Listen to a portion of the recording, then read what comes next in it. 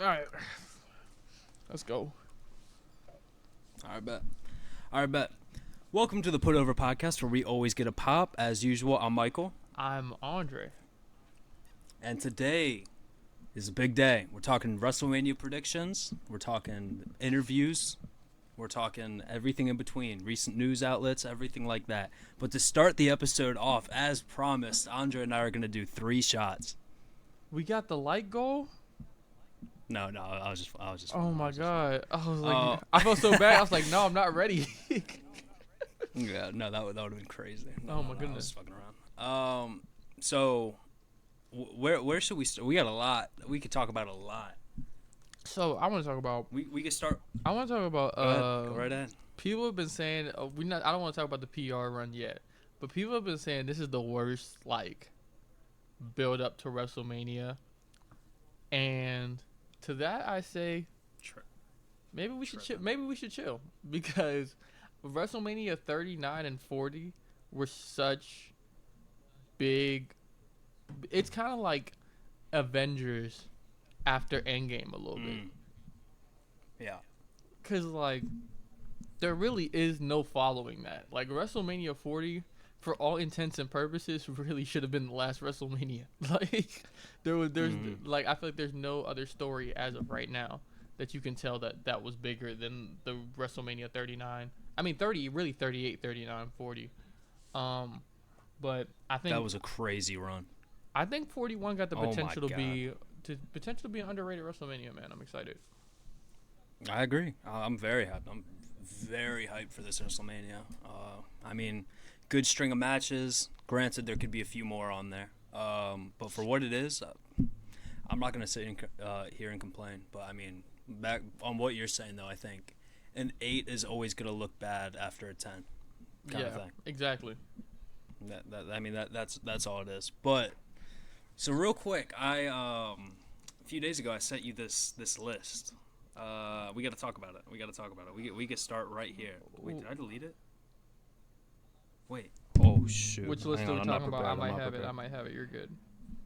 I got it. WWE has named the top 10 greatest WrestleMania matches ever, and in the spirit of WrestleMania, I feel like we could go 1 to 10 and talk about it.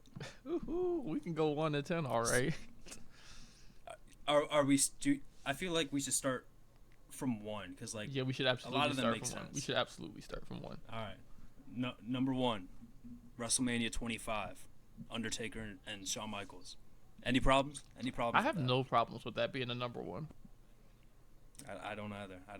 Number 2, WrestleMania 13, Bret Hart versus Stone Cold Steve Austin. I'm not mad at that either. Okay. Number 3, WrestleMania 18, The Rock versus Hollywood Hulk Hogan. This is only up here off of Aura alone. I respect the pick, but Bro. it's only up there because of the name. The name's hard carry that 3 spot. But I don't even feel like this should be in the conversation just because you don't really remember the match.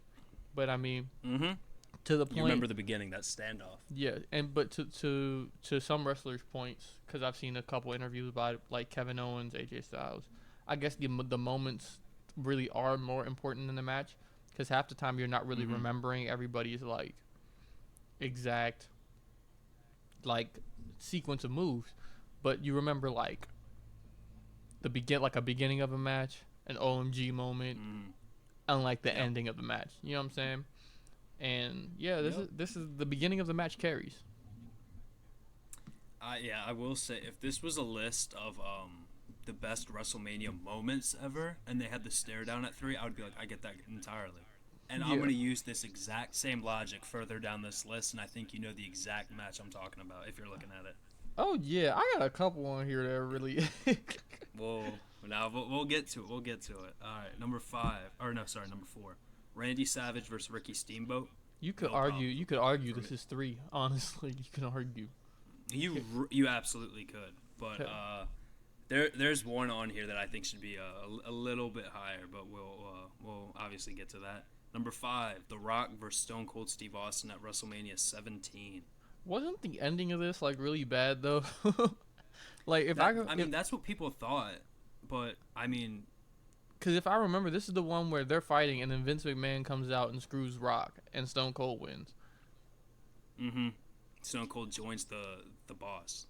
See, I could get why someone wouldn't like that because that basically goes against Stone Cold's entire character, but Hashtag WrestleMania kind of 41 maybe. I don't know. yeah, right. Being a little hypocritical here. If you want to talk about a moment, Stone Cold turning heel, that's one of the things. It's like the same thing as John Cena's heel turn. Like, if you would have asked someone a year ago if they could see that happening, not a single fan would say yes. Not a single one. So for a moment, it works. The match is good too. I mean, people just don't like the ending, truthfully. So I mean, if someone wanted to bump that down, I'm for it. I mean, I hear that for sure. No, I wouldn't bump it down. I like where it is in the list though. Yeah, I mean, five is cool, but once we get down the list, there's definitely there's some matches that should be here and should definitely be above that. But again, we'll get to it. We'll get to it. I see the one. I see the one. I see the one you're looking at now. But let's go to number 6.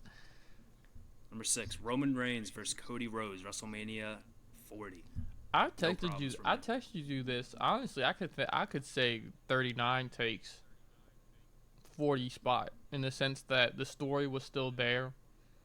The moments were still there. You can argue the ending. Same with Rock Stone Cold. But that I feel like that was a better wrestling match between Roman and Cody than 40 was. Yeah, I mean that's definitely fair to say. It's like comparing the Undertaker and Shawn Michaels at 25 and 26. It's like 25's probably the better match per se, the first one, but the second one has a lot more. What's the word I'm looking for? Kind of just bite to it, I guess. Like the story had developed a lot more at that point. Yeah, I feel it. I'm not mad at the spot. Honestly, no, like that. This is one of solid. those ones. This is one of those ones you could argue number one just off a really nasty like take, and you wouldn't necessarily be 100% wrong. But yeah, I'm not mad at the spot. I mean, of course, I think it goes over Rock Hulk Hogan, but hey man. Yeah, I mean if we're talking star power, that probably should be number one. Like star power alone. No, you got John Cena, The Undertaker, Jey Uso. No, stop. Nah, I mess with Jey Uso. But you got some credible people in that match for sure. Yeah. And then I would probably have this top 3. Granted, I'm biased. Number 7, Dudley's versus Hardy's versus Edge and Christian, WrestleMania 17. This was TLC 2, wasn't it? Yes, sir. Yes, sir. Wasn't TLC? Wait, was this a spear off the title? Like when? Yup. I thought that was the other one. This one's pretty good. No, this one was crazy, man. That's one of the matches. If you're talking to someone who doesn't know anything about wrestling and they just want to see chaos, should be the first match you go to. Yeah, I wouldn't put top 3 just because it was TLC 2. Not in a bad way, but just because it was a TLC match. You expect those to be like, not to the not to the extent. Yeah, now not to the extent of a Dudley's, Hardy's, Edge and Christian. That's why they're in the top 10 because they're an anomaly. But like on average, I feel like the average wrestling match is worse than the average TLC match. Like there's just more to look at. That's absolutely fair to say. But no, I wouldn't be mad at putting it like. I think I would put it 4. Top 5. I would put it 4 because I'm still in love with that Savage Steamboat match. I can't lie. It's a great match. That's one of the ones like it's if you're like against like the old school wrestling, you will have no appreciation for that. But if you just like good wrestling, facts. Can't go wrong. You cannot go wrong with that. That's what I'm saying. But I'm gonna read this one off, and I'm gonna let you take this one over. Man, I'm curious to see how you feel about this. Number 8, Hulk Hogan versus Andre the Giant, WrestleMania 3. We done with the 90s, and that's a crazy hypocritical take for the rest of what we talked about on the list. But no, get that body slam merchant. That wasn't even the first time he was body slammed.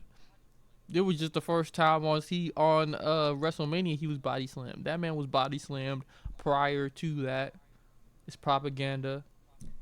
Like, And this get this off the list. This is like this shouldn't be on the list. this is a Bill It's Russell so bad. ring, bro. Get this off the list, please. Like, objective question here, and This is a you Paul can plead Reason the ring, fifth if you bro. want. Go ahead. What is Hulk Hogan's best match? Like, I'm talking not from a moment perspective, like a match. It's probably in WCW somewhere. That's what I'm thinking too. I don't like if someone said what's his best match in WWE, WWF, whatever you want to call it. When the Ultimate Warrior don't- squashed him, that was his best match. Shout out the Ultimate Warrior. Yeah. Speaking of Ultimate Warrior, number 9, Ultimate Warrior versus Randy Savage, WrestleMania. What is that, 7? If I remember this 7. right, get this match off my screen too. I can't Yeah, lie. this is another one that just should not be on there. I mean, credit to Warrior and Randy Savage, like rest in peace. But that match is just, we can just once we're done this list, we could just rattle off matches. I feel like that should be on here. Here's the thing. Ultimate Warrior is my favorite wrestler. Not my favorite wrestler, but one of my favorite wrestlers. But it's not for wrestling purposes, though. That's the big thing. Sure. Yeah. I get that. I fuck with the energy because like he looks like he took like 3 shots of espresso before He probably did. before he got to the ring. But, well, I'm not talking espresso. Yeah. But yeah, that. but Cocaine, brother. but yeah, he's always he's a great character. But like as a wrestler, get this match off the screen, bro. Let's move on to number 10. Yeah. Number 10, Ronda Rousey versus Charlotte Flair versus Becky Lynch, WrestleMania 35. Is it crazy if I don't So- hate it because of the implications of the match? I was gonna say, I mean, if we're talking, no one remembers the match, like through and through. If like someone rewatched it who hadn't seen it since, and like you had to like describe what was gonna happen. Besides the ending, you're really not saying anything much. And the build up was great. Obviously, you have Becky Lynch becoming the man, and becoming the GOAT. In I believe both of our opinions. Man, Charlotte check had over go the- away heat then. Now let me stop. This isn't about her. Check out the Put Over Podcast Instagram account. I'm pushing agendas on there. Becky Lynch is the GOAT. Facts. But I'm okay with that being at 10 because it was the first women's main event. I don't think it's the best women's main event. I would probably throw a bone to Bianca Becky, or honestly Rhea and Charlotte at 39. That match was had great. zero that build. That wasn't the main event though. And that match had zero but- build. No one cared about the match. It was a great match, don't get me wrong, but the build of it was just kind of. Yeah. I remember when I was watching So- 39, I was sitting home, and then they was like, "Oh, Charlotte versus Rhea Ripley." I was like, "Oh, that's a match?" Bro, I forgot. Yeah. Like no bullshit. Like it's cool. Like the match definitely outdid the build about a billion times over. Absolutely. But I just think with a better story that for sure could have made this list. I mean, like looking at this, how many matches do you genuinely agree with being on here? Like, cause I'm looking. Let me look at this. 2, 3. I think 6. I'm at the Maybe I'm I at the agree same with. I'm at the same number as you. I'm with 6.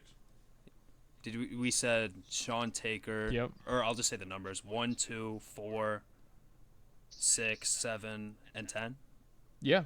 I don't know. We had the same exact Yeah. ones. Yeah, I mean, where is Shawn Michaels and Kurt Angle? Where's Triple? one, For the example, I'd- where's Triple H and Undertaker? Yeah. Yes. Absolutely. I Um, don't know why that's not on here. Where's Where's Daniel who Bryan else? versus Who Triple else? H? Where's Daniel Bryan versus oh. Randy Orton versus Batista? Like, I was gonna say that one specifically. Is it crazy to say I liked him versus Triple H more than the triple threat match? no, Is that ridiculous to say? I think because, I feel like the story gets more dramatic the later in the show you get. So when he's fighting Triple Yes. H, it's like this is the final boss, man. Like, I would still say that's probably my favorite payoff I've seen at a WrestleMania, like or a greatest ending to a WrestleMania.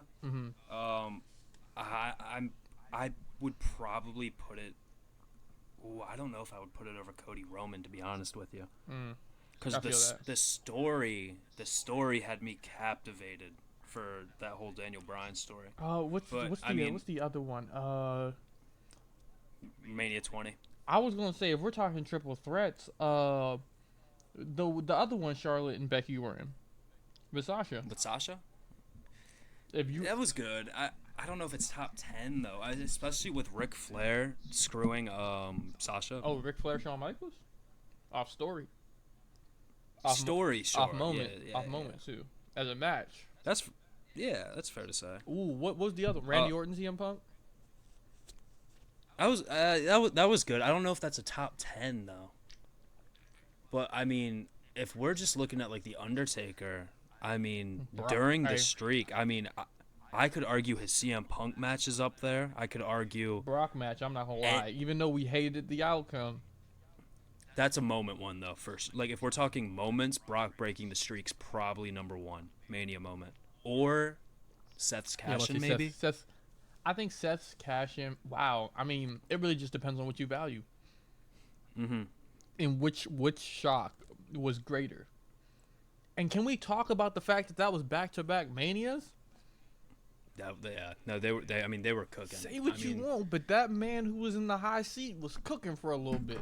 He had some. Yeah, he had some Mania runs, boy. Like I'm trying to think. 20. I feel like 27 trash. 28 wasn't that bad. I wouldn't really go back and revisit too much stuff. Yeah. Truthfully. 29. I was so. I mean, besides like certain, I could cherry pick certain matches. I mean, you'll never hear me talking bad on that Hell in a Cell match. Yeah.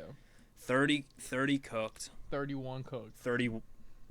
Yeah, 31. That's that's also the Orton RKO on Seth Rollins. Yeah. Mm-hmm. Yeah. 32 was a stinker. I mean, there was that triple threat match, and then I think just about everything else was. That's crazy because that was the first WrestleMania I ever watched. That's insane. That's oof. Did you like it at the time of watching it? I did. At the time, I liked it because I wasn't. Thankfully, back then I wasn't as invested in. Oh, we have to hit off the ropes at this angle, and where's the real storytelling in the match? Where you're kicking out of one? What are you doing, man? You're ruining it. I was a kid. Yeah. So I was enjoying the whole Roman versus the Authority, and Dean Ambrose was my favorite wrestler at the time. AJ was a close second, so I got to see Dean and AJ throughout that whole run to Mania, and Dean didn't get a good match. I was upset at how quick that ended, even as a kid. Bro. And I was so mad AJ lost to Jericho. Why? I never got that. I really didn't get that. Like, still to this day, I don't know why Jericho didn't put him over. But, I mean, it's probably not his decision, truthfully. But, yeah, 30-31 cooked.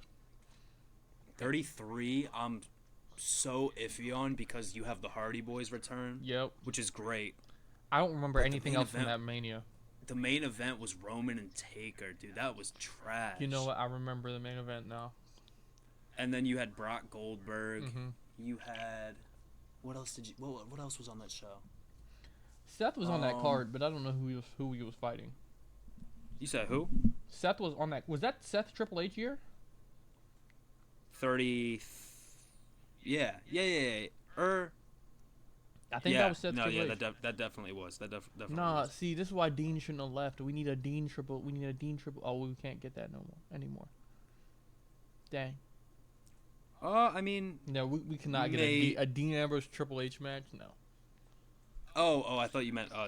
I thought you said triple threat. Mm. Oh no, so Dean Ambrose was on the card. He beat Baron Corbin on the kickoff show for the Intercontinental title. Dean Ambrose on the kickoff. Dean Ambrose had such an interesting run. I remember why they did that as well. That was bad. Dude, this WrestleMania was a stinker. 34? 33. AJ Styles defeated Shane McMahon. Kevin Owens beat Chris Jericho. Oh, it was Bayley beat Charlotte, Nia, and Sasha. Then the Hardy Boys, John Cena and Nikki Bella beat The Miz and Maurice. Seth, Triple H, Randy and Bray, Brock and Goldberg. Naomi defeated Alexa Bliss. That was Randy and Bray. That's crazy. Bro, this was a Naomi defeated stinker. Get Alexa these Bliss, matches out Becky my Lynch. ear. The more matches you say, the more I cringe. Only good thing about that Carmella. WrestleMania was its set. Like this is just what I'm so confused about. So the third match before the main event was Lesnar and Goldberg, and then you had Roman and Taker in the main event.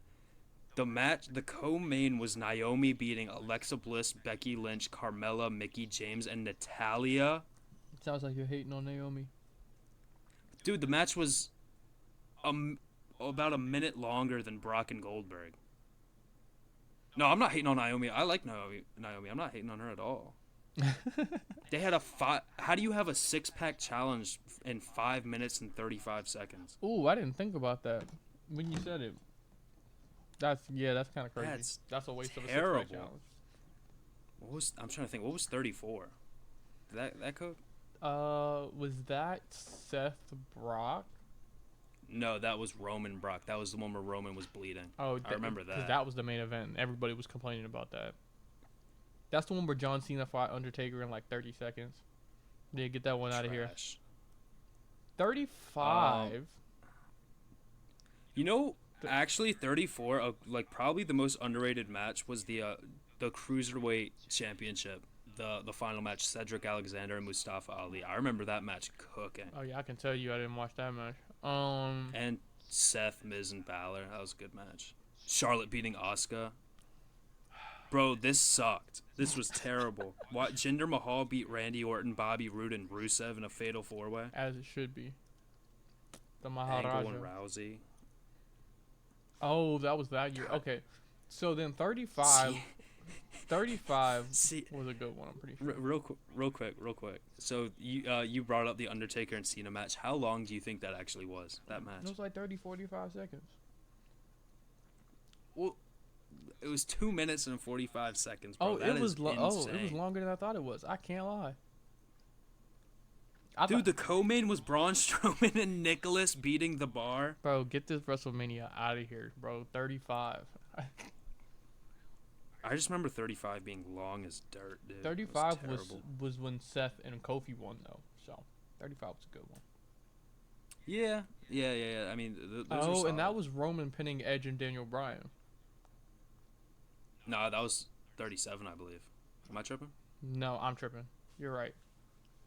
Yeah, I got that all mixed up. Yeah, y'all don't listen to me. Because 36, we're not talking about 36. No, there's nothing there.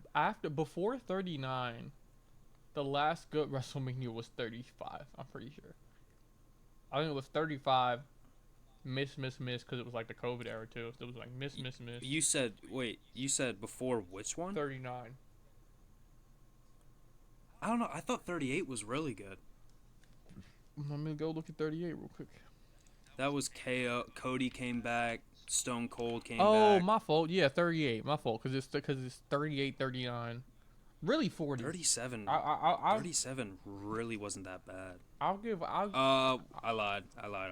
I'll give Mr. Man in the high chair, or Mr. Former Man in the high chair. I'll give him a three-peat because I guess 40 is still technically his stories as well. So, I'll give him. Oh my God, this was trash, dude. Bro, I had a three-peat. I'm not gonna lie though. 37 besides the main events were actually terrible. Why is Cesaro beating Seth Rollins? What are we doing? They just wanted to prove that Cesaro couldn't get over.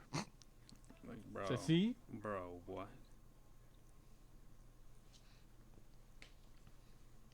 Damn. Look, can we talk about?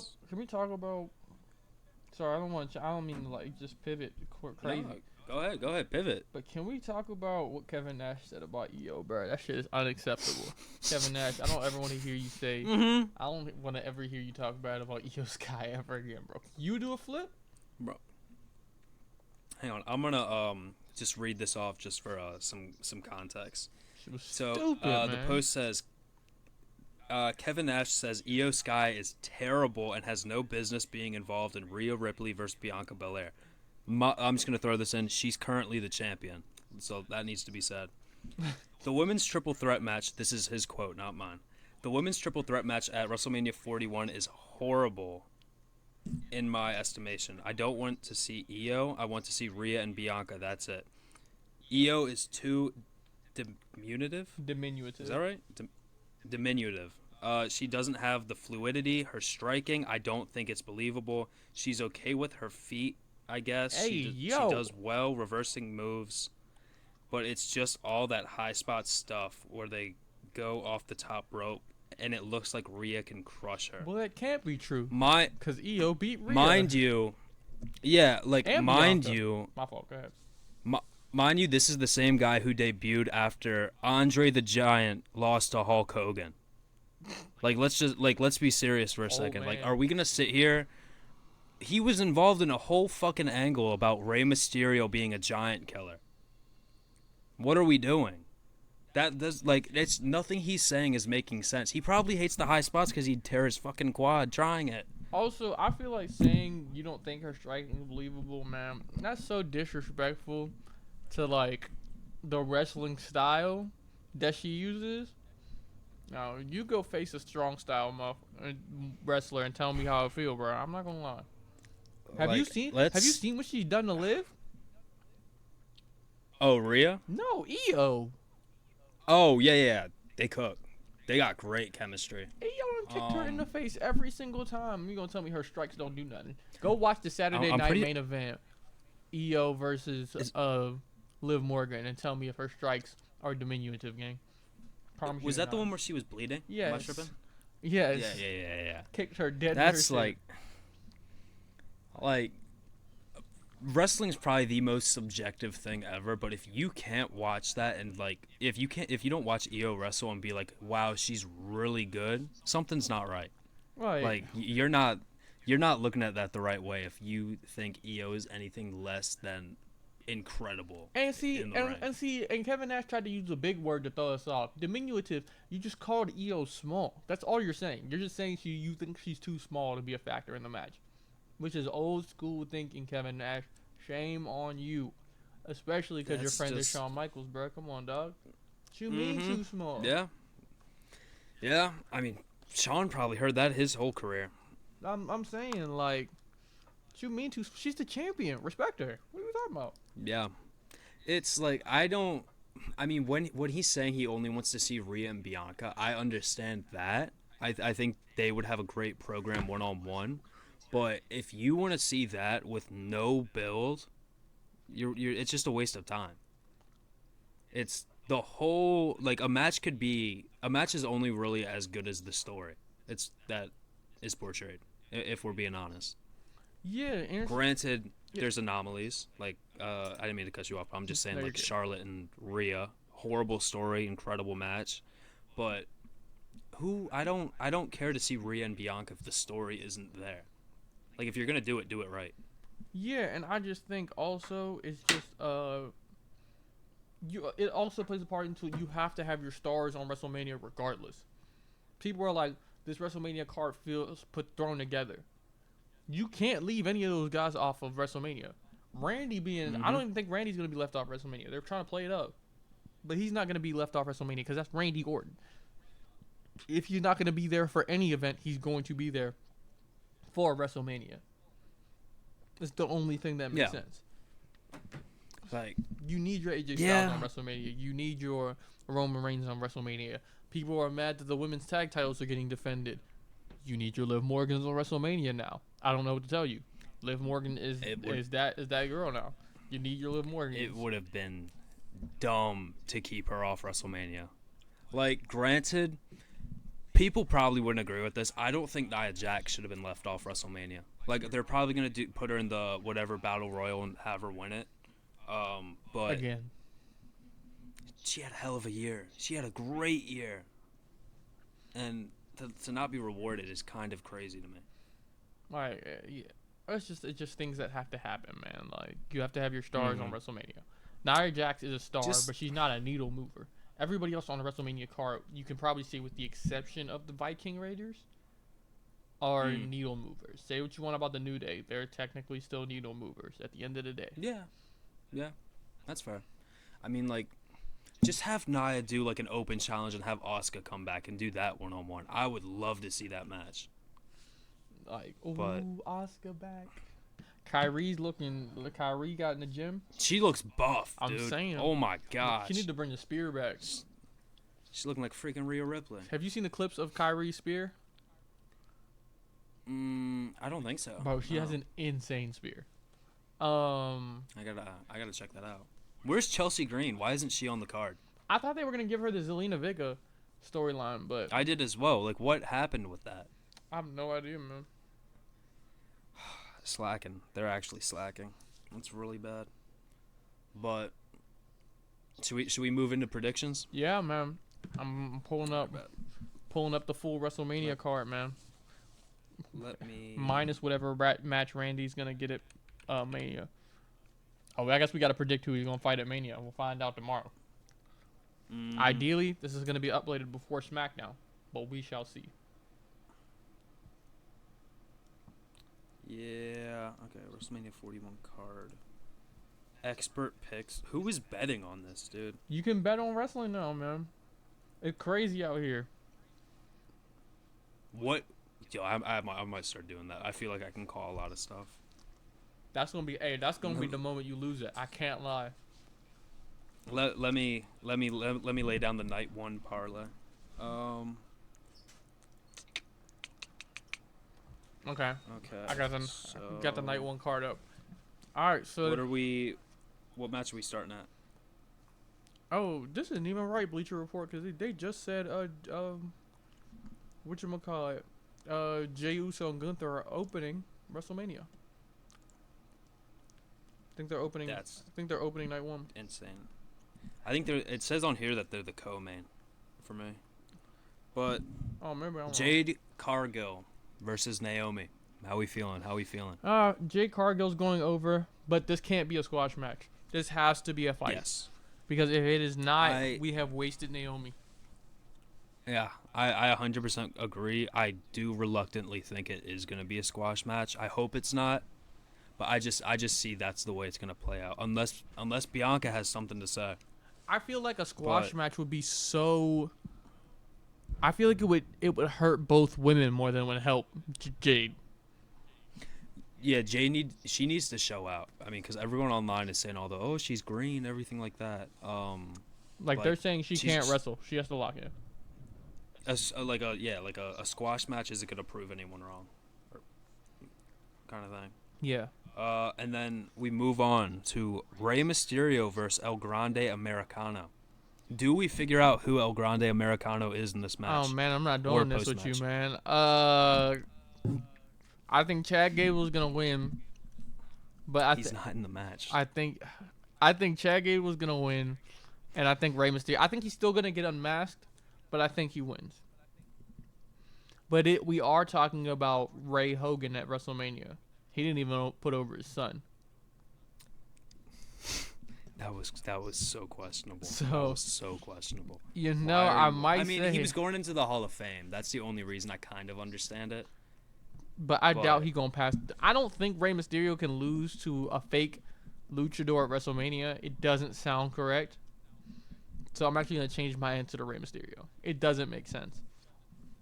I feel like there's too much. Yeah. I feel like there's too much cultural impact if Chad Gable beats Rey Mysterio while wearing a luchador mask. Oh my gosh. I'm not. The internet would explode. I'm saying, man.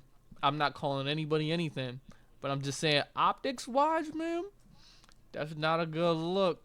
You already changed it. Actually, no, they changed it back. They originally billed him from the Gulf of America, but they changed it back to Gulf of Mexico.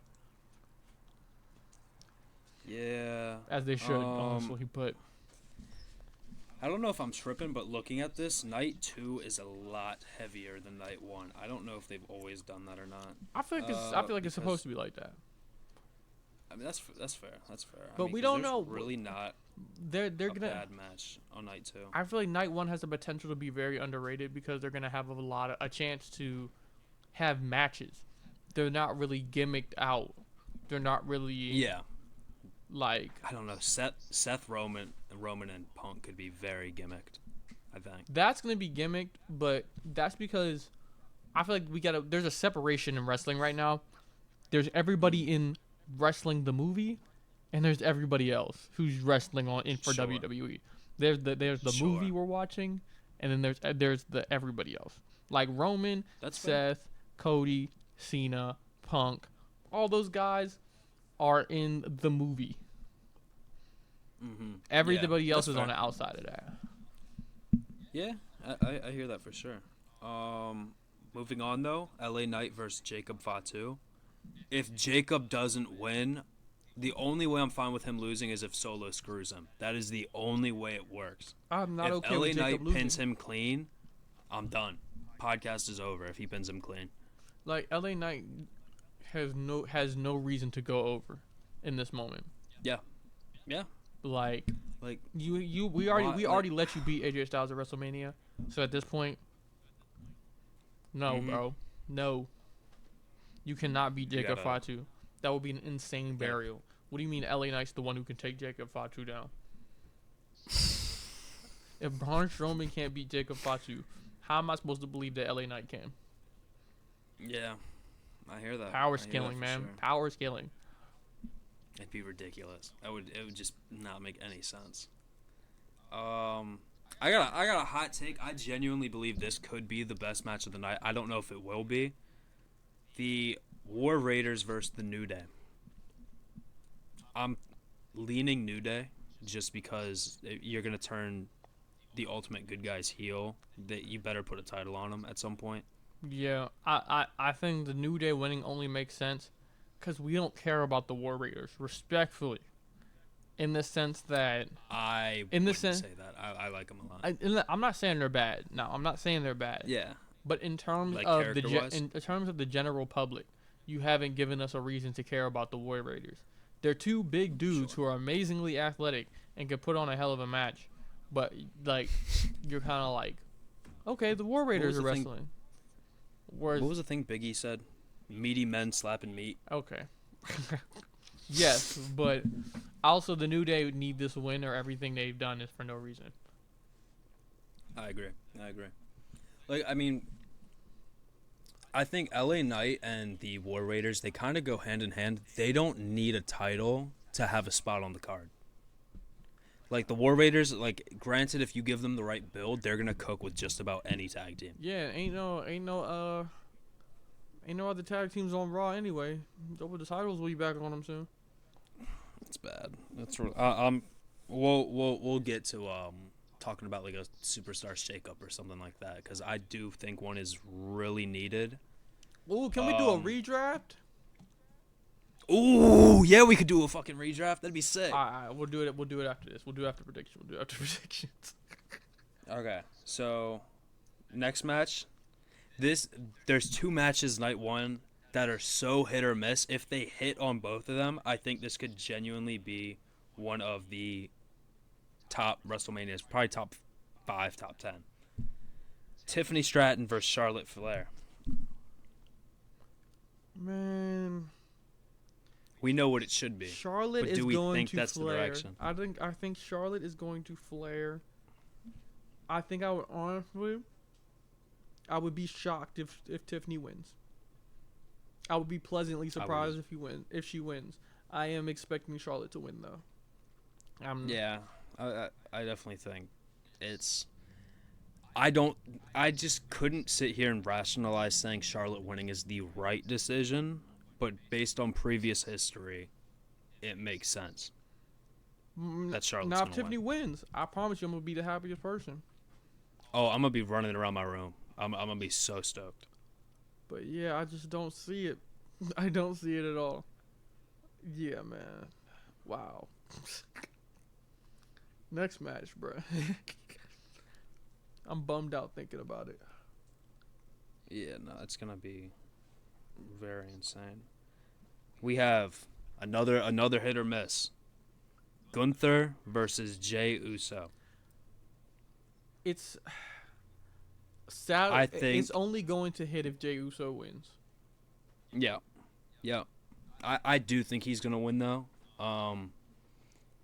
If they were opening the show, I would have gone otherwise. But having them right before the co-main event, I think the payoff for the fans is gonna be this match because I don't think people are gonna like who's gonna win the main event.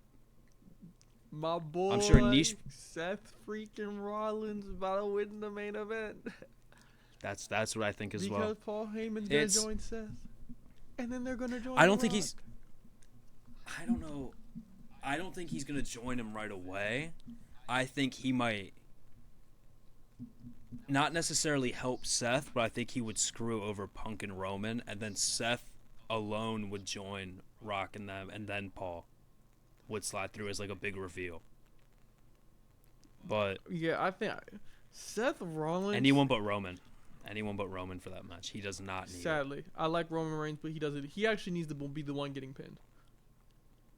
Because he's the only. Are we gonna see Punk and Seth team up against Roman?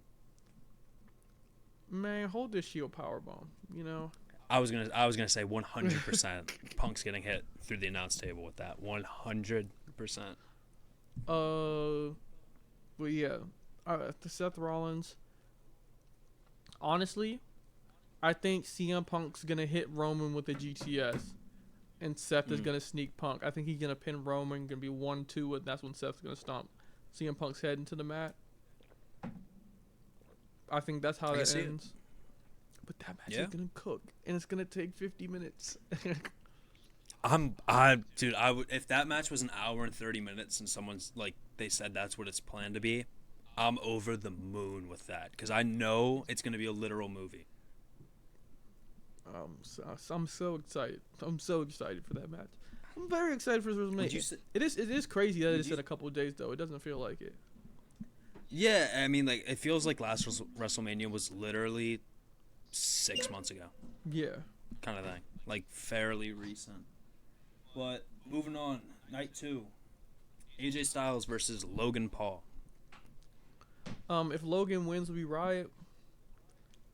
No, he's younger. It makes sense. I do think AJ Styles is going to win, though.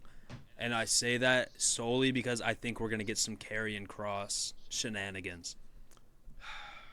They've been teasing it all week. I think AJ Styles is going to turn heel. I know he's going to turn heel. I just want to know who's going to turn heel on. I just think it's also weird to turn him heel again. After, I mean, granted, it's like a little under a year ago he was last heel. Yeah, but I mean, he could be the kind of heel like Drew is. Yeah, he went heel and then turned face, and now we're turning him heel again. We're big showing him. But yeah, and then Logan could be match of the weekend. Nah, I will say that's very true. Could be. Now, hear me out. Logan Team Corporate. I could see it. Now let me tell you. I could see it. This is gonna be crazy. Everybody's going to hate if they do that because it's Logan Paul, but that would be such an elite move. Like, to look at the team of Rock, Cena, Seth, Logan, that's nasty. And the fact that they're winning is gonna piss people all the way off, and it's gonna be so funny. You're assembling a team of haters, or not a team of haters, but a team of wrestlers that people constantly hate on. Like, you 100%. It's a beautiful faction. The only reason I don't think they would do it is because I think they want to do Logan Paul and John Cena at some point. So unless they kick him out, kind of thing. You can't. Yeah, you can't do Logan Paul and John Cena right now if you're trying to keep John Cena as the bad guy. Because no matter what you do, they are not going to cheer for Logan against Cena. I know. I don't even know if you need to turn Cena back face to do that. You could just have him be like the normal John Cena, just like pissed off all the time, like burying people on the mic, like turn John Cena up to 10, kind of thing. Yeah, I feel like you're gonna want people who you can root for against Cena. Not necessarily good guys, but people you can root for against Cena. Yeah, I hear that. But my whole thing is, if Seth goes Team Corporate, because I want to stay on this. If Seth goes Team Corporate, how does he recover from the eventual crumble of Team Corporate? Because this is the second time he's done that. I feel like it would come down to something along the lines of if Paul, like, if what you were saying, like Paul Heyman joins as well, joins Seth. You could have a reconciliation with Seth and Roman because you could say they were both brainwashed by Heyman. Granted, I don't know where Punk fits into that because I feel like they could maybe spin that into something else and make like Paul the puppet master almost. But if Paul was to join Seth and you turn Seth into like the kind, not obviously the tribal chief, but the kind of character that Roman was, not talking, not showing up as much, you could have Roman get mad at Seth for the exact same thing he was doing. And then whenever the team corporate splits up, Paul ditches him, and you're right back to square one. They're basically equals at that point. Yeah, That's just how I see it. yeah, I don't know about. I like it. I don't know about making Paul the ultimate bad guy though, because we already got the final boss. We don't need another final boss. No, I'm not saying like the ultimate bad guy. I'm just saying like Roman turning into like whatever we saw him turn into during that whole Hell in a Cell match with Jay. I think something very similar could happen with Seth if Paul was in his corner. Like Seth could attack. I don't know who he could attack. Punk, truthfully, he could quote unquote injure Punk, especially whenever Crown Jewel's coming up. True. Yeah, it's a long term booking. Something like that. I mean, because then the fans would really hate him, and then when you split that up, like you could blame Paul Heyman, but at the same time, like I don't know how they would go about it. I just think that is something, if they really sunk their teeth into that, it's something that could work. Yeah, I see it. Yeah, but moving on, the Sin City Street Fight. Damian Priest versus Drew McIntyre. Now, I will say, Potential to be top five between both I was nights. gonna say, yeah, you could pull up the clips. I'm pretty sure we were both hating on this when it was first announced. I'm excited. I'm very excited. Yeah. Sin City Street Fight, they could cook. My man Damian Priest. Honestly, as much as people want Drew to win, Damian. Ironically, I would argue Damian needs to win more than Drew McIntyre. Because Yeah, if Drew loses, fair to say. Drew still has the support of the wrestling fans, and will still be a main eventer regardless. Damian loses this, he falls victim to possibly falling into irrelevancy. That's fair. That's definitely fair to say. People are like, we're burying Drew McIntyre again at Mania, but nah, man, Drew just needs to win, or Damian needs to win more than Drew. Because Drew can always get back to the main event. Oh, I mean, Drew's not in the main event spot, but I think I wouldn't say maybe casual fans, but if you ask like diehard wrestling fans, like where is Drew right now, I would say he still has the credibility of a main eventer. He's just not being utilized as such. Yeah, I think It's Drew McIntyre would without be question top star. One of the top stars in the company. Yeah, Drew McIntyre would be the lock world champ right now if there weren't like 5 or 6 guys to exist. Like, yeah. Oh, my phone. Yeah. Yeah, if 5 or 6 guys simply didn't exist, Drew McIntyre would be a lock for world champion. And you tell me who those 5 guys are. Take your pick. I don't care, but they're at least 5 in front of Drew. You're saying world heavyweight title? Both. Oh, both? I mean, if you got rid of Gunther, you got rid of Cody, Seth, Roman, Punk, he'd probably be right there. That's what I'm saying. Like, that's his spot right there. Right behind, Yeah. right outside of the top 5. Yeah, but I mean, besides the main events, actually, no, I'm not even going to say that. I was going to say this is one of the matches I'm most excited for. I could definitely say that. Braun Breaker versus Dominic Mysterio versus Penta versus Finn Balor. Hey, listeners, don't let him fool you. He's only excited if Finn doesn't win. Let Finn Balor. He's not. There's let Finn Balor come out of this joint winning. Wins. I promise you. I'll put the screenshots in the next episode of Mike texting me about how Finn Balor should not have won that match, bro. I promise you. It's all about how they do it. If Finn Balor like goes berserk and like just beats the shit out of Braun Breaker and Penta, and I'm like, Well, no, but I could see Finn just beating up Dom. Like I could see that, but he does not have the credibility to like go one on one with like Braun or Penta at this point. I'm not saying he never did. But that's why it's a fatal four way. He gonna outsmart him. I got Dom. Give me Dom pinning Finn. Oh, Specifically Finn. you know what? That makes the most sense because Penta's not gonna take that pin this early. Braun's not taking that pin whatsoever. Mm-hmm. Man, If it's not Dom winning, Give me- Dom's taking the pin. give me Braun that simple. Breaker. Ooh, retaining? Yeah. Finn betrays Dom, hits Dom with the coup de grace. Braun spears Finn. Ball Can you game. imagine he spears him out of the air while he's trying to hit Dom? That Oh my would be insane. Oh my god, you're breaking ribs off that. Breaking But more I mean, yeah, I could see it. I mean, I like Braun Breaker a lot. I personally wouldn't want to see him retain just because I think he's if Jay's gonna win, which I was predicting. I think it's Braun's getting really close to moving up to that spot of World Heavyweight Champion. I'm not saying you put it on him yet, but if he isn't a world champion within the next year and maybe year and a half ish, I don't know. I wouldn't have any kind of explanation for that. Yeah, I think Braun can be a world champion. I just don't think he can be a world champion walking into WrestleMania as of right now. Sure, that's fair. Yeah. Like I think that's just where that's the next level he needs to get to. Like I think he could beat Jay for the title at Clash of the Castle and hold it to like Bad Blood, drop it, Yeah. and then go into Yeah. Mania with some sort of feud. But I don't see him. I don't 100%. see him as of right now within the next 2 years walking into WrestleMania as a champion.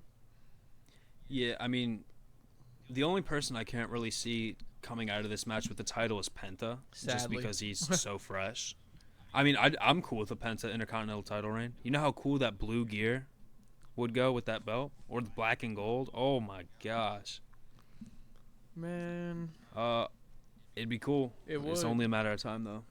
Only a matter of time.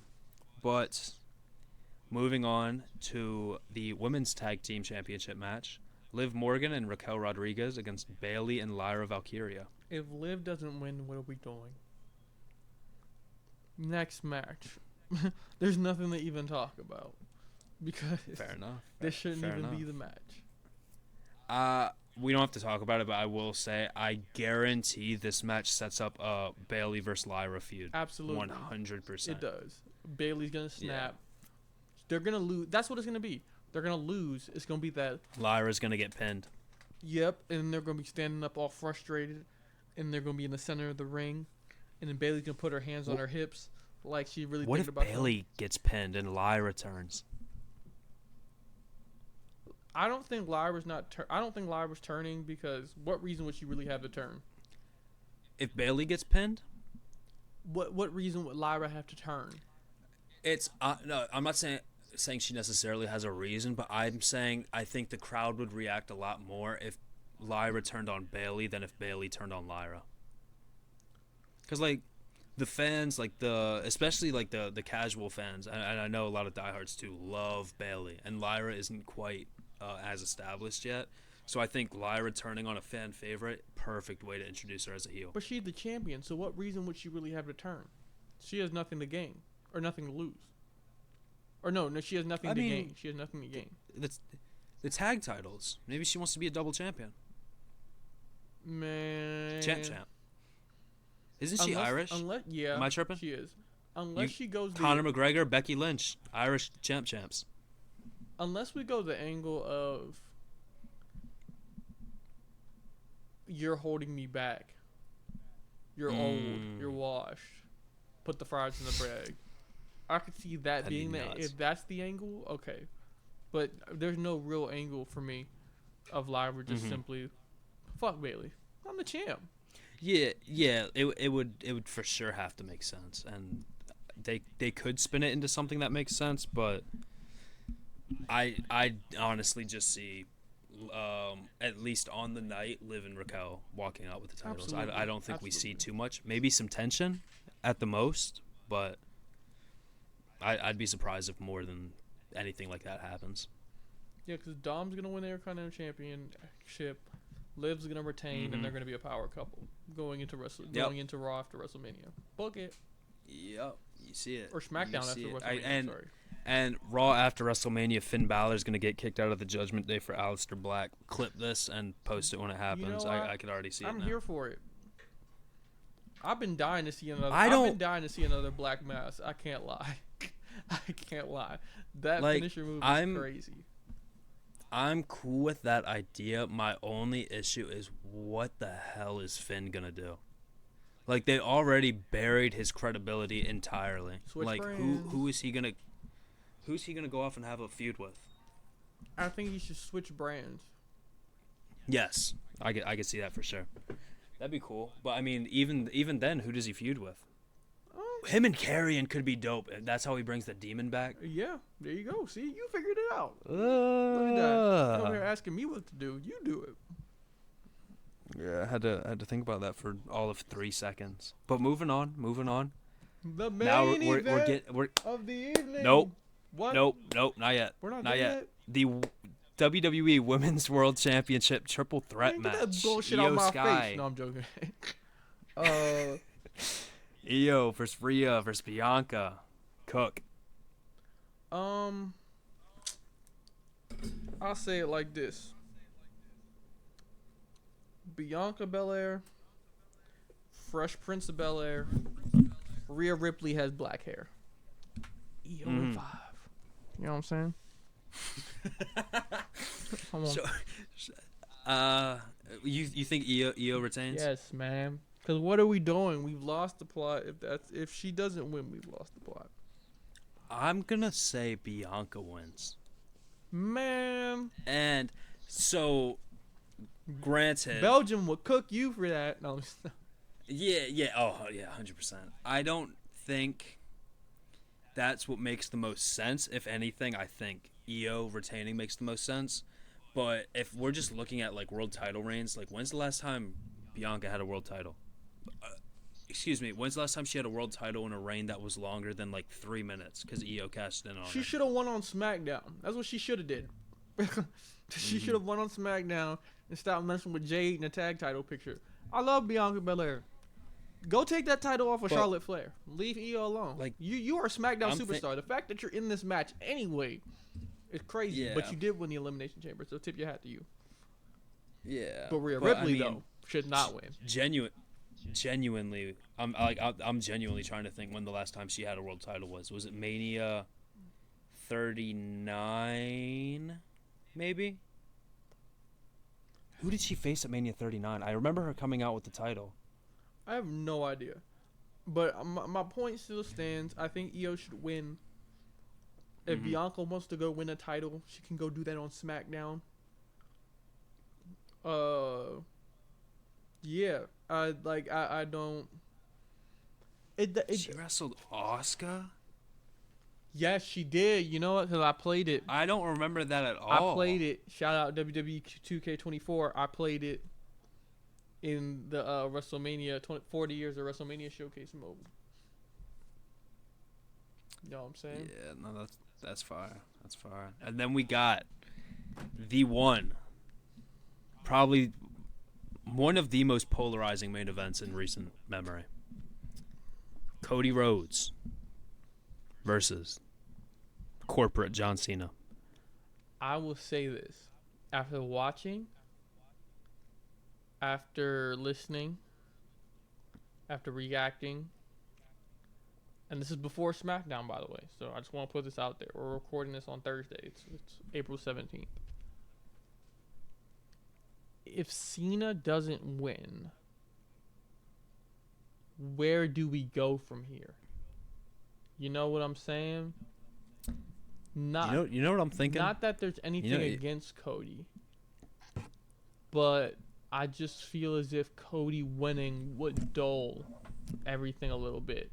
Not Cody himself, but just the result being like So John Cena turned heel for no other reason but for put Cody Rhodes over, even though Mm, Cody Rhodes yeah. is QB1 and shouldn't need to get put over. You know what I'm So saying? Like I don't I, know. I, I hear you. I hear you. So what if let me set the scene. Heel John Cena. You got face Cody Rhodes. Heel John Cena is facing Cody Rhodes type shit. All right, so the main event starts, everything like that. Obviously, there's gonna be some shenanigans with The Rock, allegedly Stone Cold Steve Austin. I sure as hell hope so. Match is going, match is going, match is going. Cody wins, and The Rock's still ringside. He didn't get hit, taken out, anything like that. He watches Cena lose, kicks him out of the group. Travis Scott walks down to Fiend. That part doesn't have to happen. I just think it'd be funny. They kick Cena out. Seth stomps Cody. We run back Cody and Seth again. I would love to see that. Corporate Seth Rollins against Cody Rhodes. But the only issue is what you do with Cena at that point. Yeah, I'm not with that. Well, one, I'm a Cena fan. I'm biased, so at the end of the day, I want him to win anyway because history. Um, Is that your goat? Out of curiosity. no, it's Undertaker. Okay. Come on, man. If you watched Sorry. Michael and Andre Dude, we've done like 7 episodes. rank their top 10. We still haven't done that for women's superstars, by the way.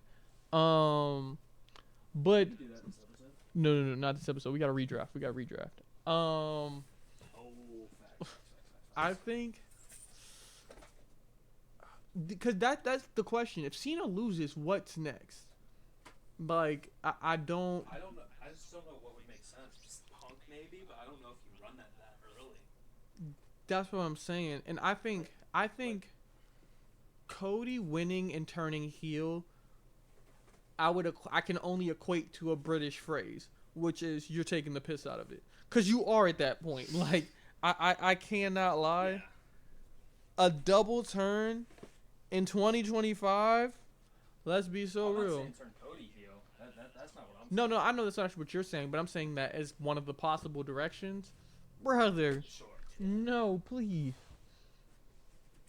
It's. I mean, again, that's just one of the things. It's about how they. It's about how they do it, not. Because you know what they really decide need to turn? do. They need to. Bro, when I tell you, I would turn WWE into a real show. Like, not wrestling show, but like entertainment. Because the way my brain right now is like, what they should do is, if The Rock and Triple H aren't gonna wrestle each other because they're not able to, make this fucking like Captain America Civil War. You on this like the whole company. They're both owners on the board. The whole company. You either on Team Triple H or Team Rock, and the whole roster is split in two. Not necessarily off drafts, but off like alliances and shit like that. Like I feel like that for a whole year or 2 years before it culminates in some sort of like super feud would be so interesting to me. Cause then you get the equivalent of the NXT parking lot on the main roster at all times. You know what I'm saying? I hear that. I hear you. I don't know how many people would be on the Rock side, though. I mean, but then that's where I'm characters thinking, come into play. Cause who's desperate enough? Sure. Yeah, like I'm thinking like star power wise. Punk, Rollins. I don't think Roman would be on Rock's side, truthfully. No. All of them are on Triple H's side. I think that makes the most sense. But you could do something with Punk. No, it doesn't make sense for him to team with Rock. I'm not even going to say that. But then the Rock could get Drew, on that standpoint. Mm-hmm. The Rock technically, we don't know what the Rock's deal is with Solo in them. So Solo, Jacob, whoever the hell on the Rock side. You know what I'm saying? Fucking LA Knight. Yeah. No, hell no. I'm just saying. I don't think he would be on Triple H's side. I think he would be on the Rock side. Oh yeah. But I feel like you could tell a lot of more. You could tell a lot of interesting stories there with that as well. Yeah, that almost be like Survivor Series year round. Like that would be. That would be fire. I'm not gonna lie. You just have to make it make sense. But If they did like an invasion angle off that, it would be so. But that'd be it would be cool. so fresh as well. You know what I'm saying? Yeah, yeah. They haven't done an invasion angle in a while. I don't think, at least. Team corporate invasion, bro. We taking over. Mm-hmm. Send me the I can see contract. Hey, send me the contract, Rock. Nah, chill. No, I could definitely see that for sure. It's all fun and games. It'd be cool. It's just something different. Yeah, that's at what the I'm end of the saying. day. I feel like, especially if you need a direction to go from Cody Roman, and how crazy that was, that would be a great pivot. I think it would take people a lot of time to get warm up to the idea. But I feel like you could tell a lot of interesting stories, especially with factions like Judgment Day. Yeah, yeah. I hear that. Yeah, man. Nah, but on the turn, we've been talking about it. Oh, my fault. Did you give your prediction for Cena, Cody? Come on, man. Oh, I mean, I'll just say you just Cena. let me yap for about 15 minutes. Hey, yap away. I got no problem. I would just say Cena. I mean, plain and simple. I mean, it's the payoff needs to lead to something. I'm saying that. Same with Jay winning the Rumble. It's if the payoff doesn't lead to anything, you killed the character. That's what I'm saying, bro. Just would not make any kinds of sense. Like, turn Alright, John Cena so heel for are we- what? For Cody? Yeah, it's if they butcher the heel turn, there's no, just have Cena call it there. Because if Cena loses, you're just having him do the same shit you had him do when he was face. So there was no need for the change. You said, how about a John Cena retirement tour with some bop in it? Like, no. Give us what we want. Like, at that point, it would have been stupid to not turn Cody heel. Exactly. In my opinion. But, yeah, I don't know what they're going to do. But we will see this Saturday and Sunday. Facts. All right. So, what do you want to do from here? We can redraft. All right, that's cool. I'm trying to pull up all. So, should we just be like, you could be like Raw, I'll be SmackDown? Yeah, we can do that. All right, straight. Let me pull up a Google Docs, man, so I can keep track of my wrestlers. Or I can keep track of both, actually. Hold up. And I'll post this on the Instagram. We'll post it'll go up on the Instagram and other social media platforms when this episode drops. Yes, sir. Yes, sir. Yes, sir. Let me see if I organized this correctly. Round. Yep, there we go. Round. Bet. Alright, I want to be SmackDown. I can't lie. That's cool. So, what extent are we like doing this to? Like, are we drafting like The Rock and shit? No. Is Cena also weighing into this at all? Because I feel like he's one of the ones who's gonna keep going between brands. But they usually draft it for formalities. I feel like. Wait, what? What do you mean? Because like Roman was drafted, but Roman went between both brands. Sure. Okay. Yeah. That's cool. With. Oh, wait, do you want to go first? Nah, you can get first pick. Fuck. How you gonna go? You went to pick. No, I like didn't have a single thought. All right, but wait. Y'all gotta be the dictators of who drafted better, y'all. Like, cause who got the star power? Who could put on the most matches for real? You know what I'm saying? Like, who got in their bag? You know what I'm saying? And like, who realistically got in their bag? You know what I'm saying? Okay, this might be actually ridiculous to say. First pick. Give me Seth Rollins. Seth freaking Rollins as your first pick? Who do I think they would draft number one? The moment they'd probably take Roman or Punk, truthfully, on Raw at least. No, but you're Raw. I'm SmackDown. Oh, you're okay. Yeah, you're talking about SmackDown. I think SmackDown. Now, hear me out. I think this is what SmackDown would do. Let's say, for the sake of argument, I'm gonna go SmackDown's first pick. I think realistically, would be at that time world heavyweight champion, I think Jey Uso will be SmackDown's number one pick. Wow. I think fresh off the WrestleMania win, world heavyweight champ. I think that's how they swap shows, the world champs. I hear that. With that being said, give me Cody. Cody on Raw, yeah, that'll probably happen.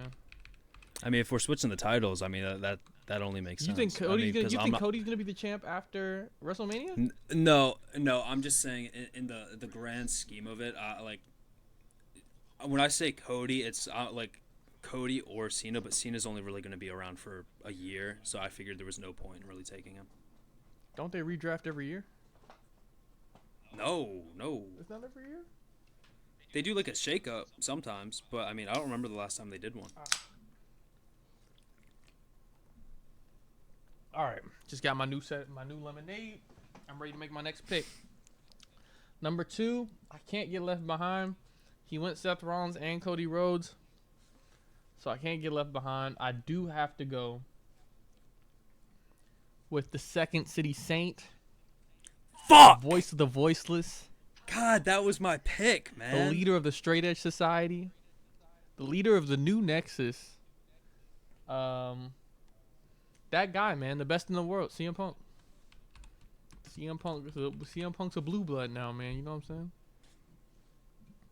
Welcome to the blue Fuck brand. it, I'll play it safe. Give me Roman. Okay. I mean, you got 6 stories right there. God, I can't believe you fucking took Punk, man. I really thought you were gonna take Roman. Come on, cuz. That's a new move. Quit playing with me, man. Round 3.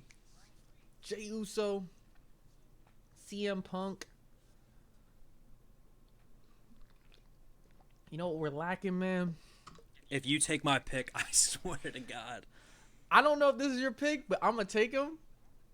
Because this isn't who I was really going to pick. I'm going to pivot. But, you know what? Give me Drew McIntyre. That's... Love Drew. I'm perfectly fine with that. Okay.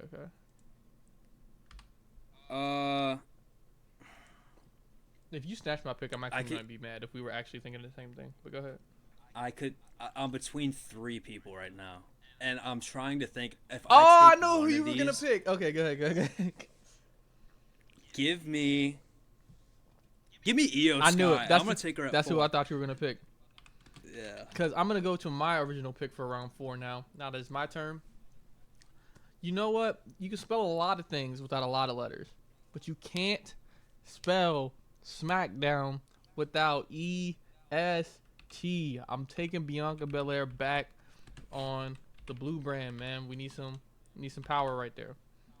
Where is the E in SmackDown? Bro, don't worry about it. It's a catchphrase. Give me Rhea. Oh, man. Give me Charlotte. No, I'm joking.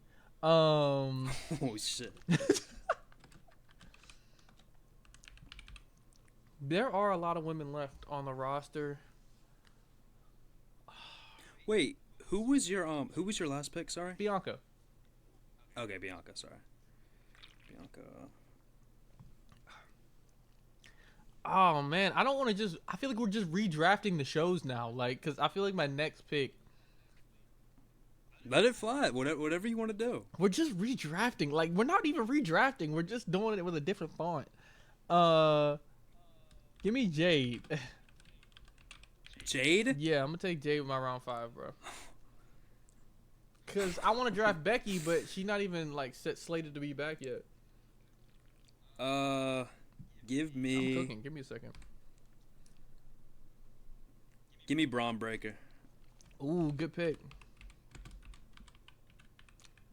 Man, dude, I got some picks lined can't up. You're believe actually you cooked. did this. You cooked. I cooked you. Give me Liv Morgan, buddy.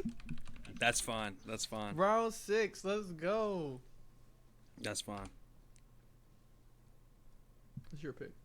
Okay. I don't even want to ask this question. What are we doing about? Are we just doing like single stars? Because I feel No, like you can tag teams would get you can draft tag teams kinda and stables. complicated. Yeah, you can draft tag teams and stables. And So I'll put this up there. You get 2 NXT callouts. One, either a male group or a male wrestler, and another one, a female group or a female wrestler. You get 2 NXT callouts. okay, I'm taking Stephanie Vaquer. You, well, you call her Stephanie, man. I call her Julia, man. That's gonna be my NXT call up. That's cool. That's cool. Give me Oba Femi. Oh, you can have Oba, bro. Rock out. I wasn't thinking about him until you said him. Should have said him though. Oba Femi. You went with your NXT picks right away. Yeah, those were the 2 I wanted. But you activated my trap card. Give me Fraxium. Quit playing with me, man. I do this. Give me the Street Profits. Ah. Great counter pick. Great counter pick. Ah. Give me Dom Mysterio. Underrated draft pick. Not gonna lie. You wasted some picks. You could have just taken the Judgment Day. I didn't want all of them. I would have drafted all of them. I wanted all of them. But the rest will follow. Oh my! Give me Gunther. I don't know why. I was gonna see how long he could drop before I could snatch him, but you kind of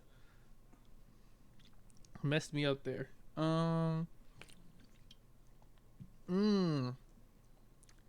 My women's division is gonna be fire. I can't lie, bro. Nah, you know what? I'm gonna see if she falls. I'm gonna let it cook. No, I'm not. Give me Chelsea Green. Cool. Good pick. Good pick.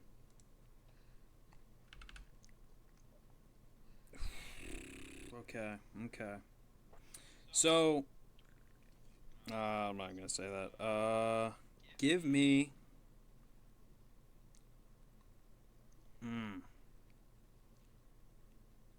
I like how we both just did our NXT picks back to back. I fucked up badly.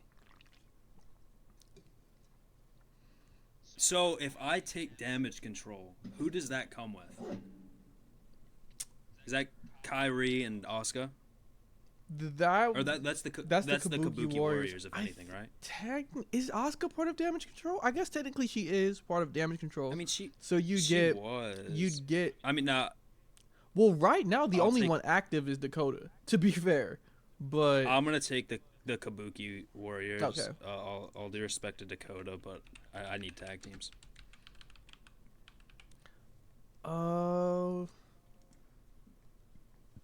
Give me at pick 11 putting on tag team classic matches. We getting the Wyatt 6, man. Drafting. Oh, you're being serious. I'm taking because on my SmackDown, on my SmackDown, okay, I hear the Wyatt 6 and Fraxium are going head to head, toe to toe, with I already got the storyline, man. Uncle Howdy / Bo Dallas is trying to break up Fraxium so that they can get their hands on the tag team championships.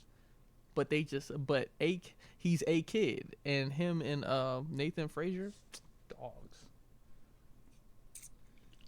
Yeah, give me.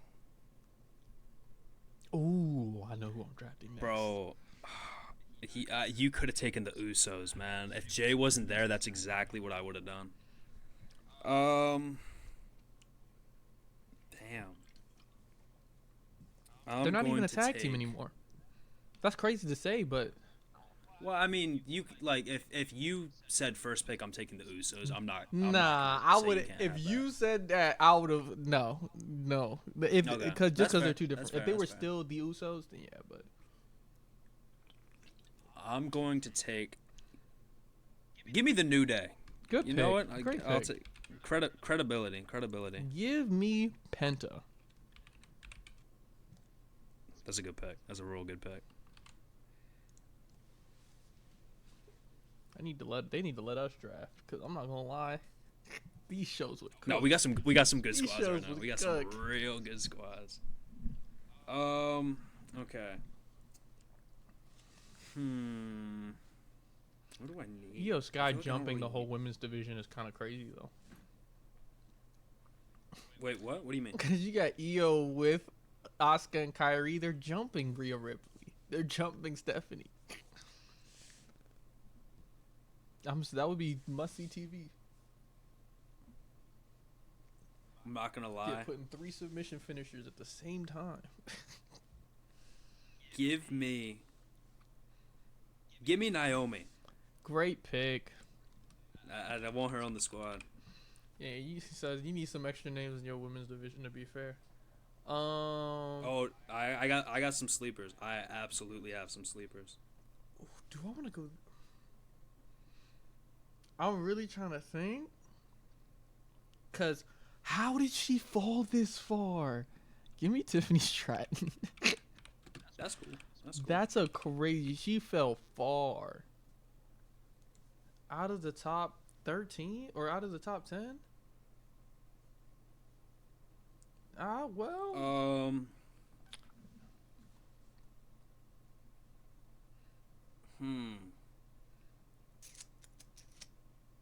Who? I'm trying to think. What? Like I'm just looking at this. I don't know. Like I feel like I'm stacked all around. Like we're both pretty stacked though. But like I just don't know. Looking at this, what I really need. Need a mid card division. That's what I need.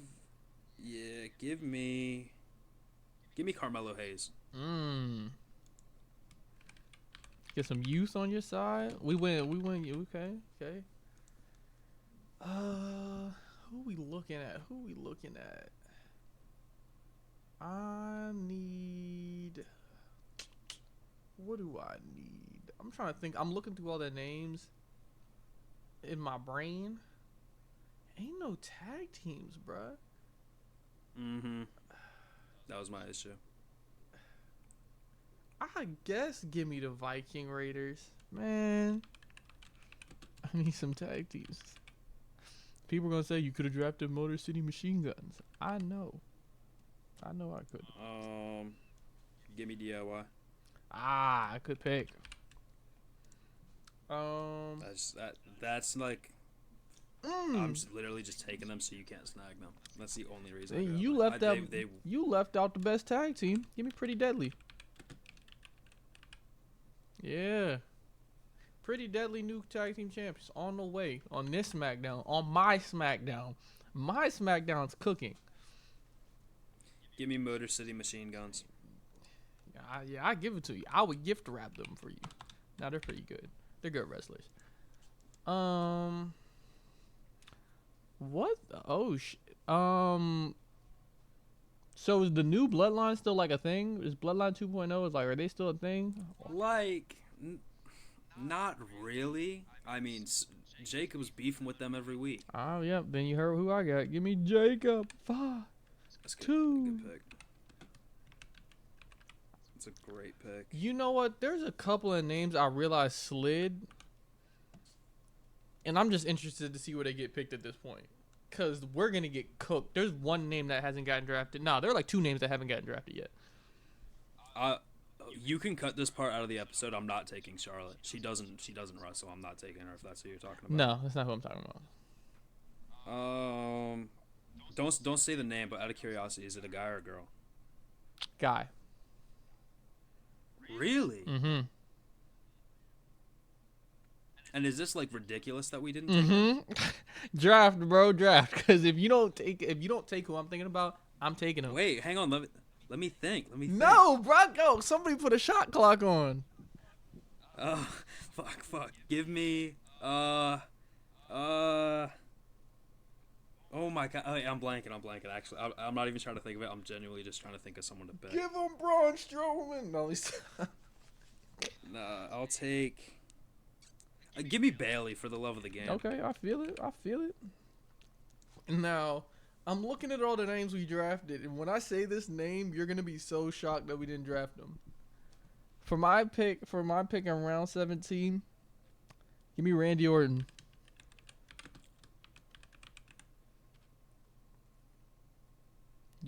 You good? How the fuck did you not get to I don't know. I'm Oh looking. my I'm god, looking. that was like the last name I expected you to say. Bro, I'm looking at the list. I'm like, damn. He ain't get drafted yet. I think it was us drafting Bianca Belair and Io that really threw off the rest of the draft. Mm-hmm. Yeah. 5, 6, 7. How many rounds? We're on round 18. How many rounds do we want to do? 4. I mean, I'm cool going to like 20 or something. Yeah, we can do 20. I mean, we don't have to go OD with it. Okay. Give me Rey Mysterio. That's a name I was. No, I take it back. Give me Rey Phoenix. Nah, that's crazy. He said wrong, Ray. Oh man. I'm just thinking. Can wait. Can I rebuttal? Actually, can I rebuttal? Do you want Rey Mysterio? Because I just thought of who I want. Or you want to? What? There's somebody else you want. Okay. I want the entire LWO. Okay. That includes Zelina. She is in that bitch. All right. 100%. No, I 100% said she's no. in I that. I'm just saying she's on SmackDown and they've been fighting on Raw. But I will give it to you. I'm not mad at it. Okay. Okay. Shoot. If I didn't pick Julia, I would have probably picked either Roxanne or I was thinking Roxanne. or Metaphor. That's who I was also looking at. Dang, man. Here we go. This is where we start. Give me I think how many? 1, 2, 3, 4, 5, 6. I don't need another one, do I? Give me Lyra. Yeah, I'm trying to think. I'm like trying to think of best available, and there are gonna be people who are gonna cook me for saying that. But like, that's a valid pick. Okay, so we got 2 rounds left. Do you want to do like NXT people as well, or should we just keep it? We already did. We already did NXT. I'm just saying for the last 2 rounds. Oh yeah, we can do 2 more NXT. I know who you're getting ready to get. Fuck. Did you just blank? Between 2. Oh. No. Oh no. I'm between 2. I don't know which one. Should we do another guy, another girl? Give me wifey. I'll take Roxanne. That's who I thought you were gonna pick. Yeah. Honestly, no. I guess she does still count as NXT. I don't know. Are there any other? I might have to go Metaphor because I'm really thinking about it. Jada's who? The Metaphor, bro. Lash Legend and Jakari Jackson. Oh, I didn't know that was their group name. Yeah. Okay. I mean, I think Noam Dar's in it too, but we could just leave him out. Yeah. I just go Lash and Jakari. Man, I blanked her name. Don't cook me. Cook him.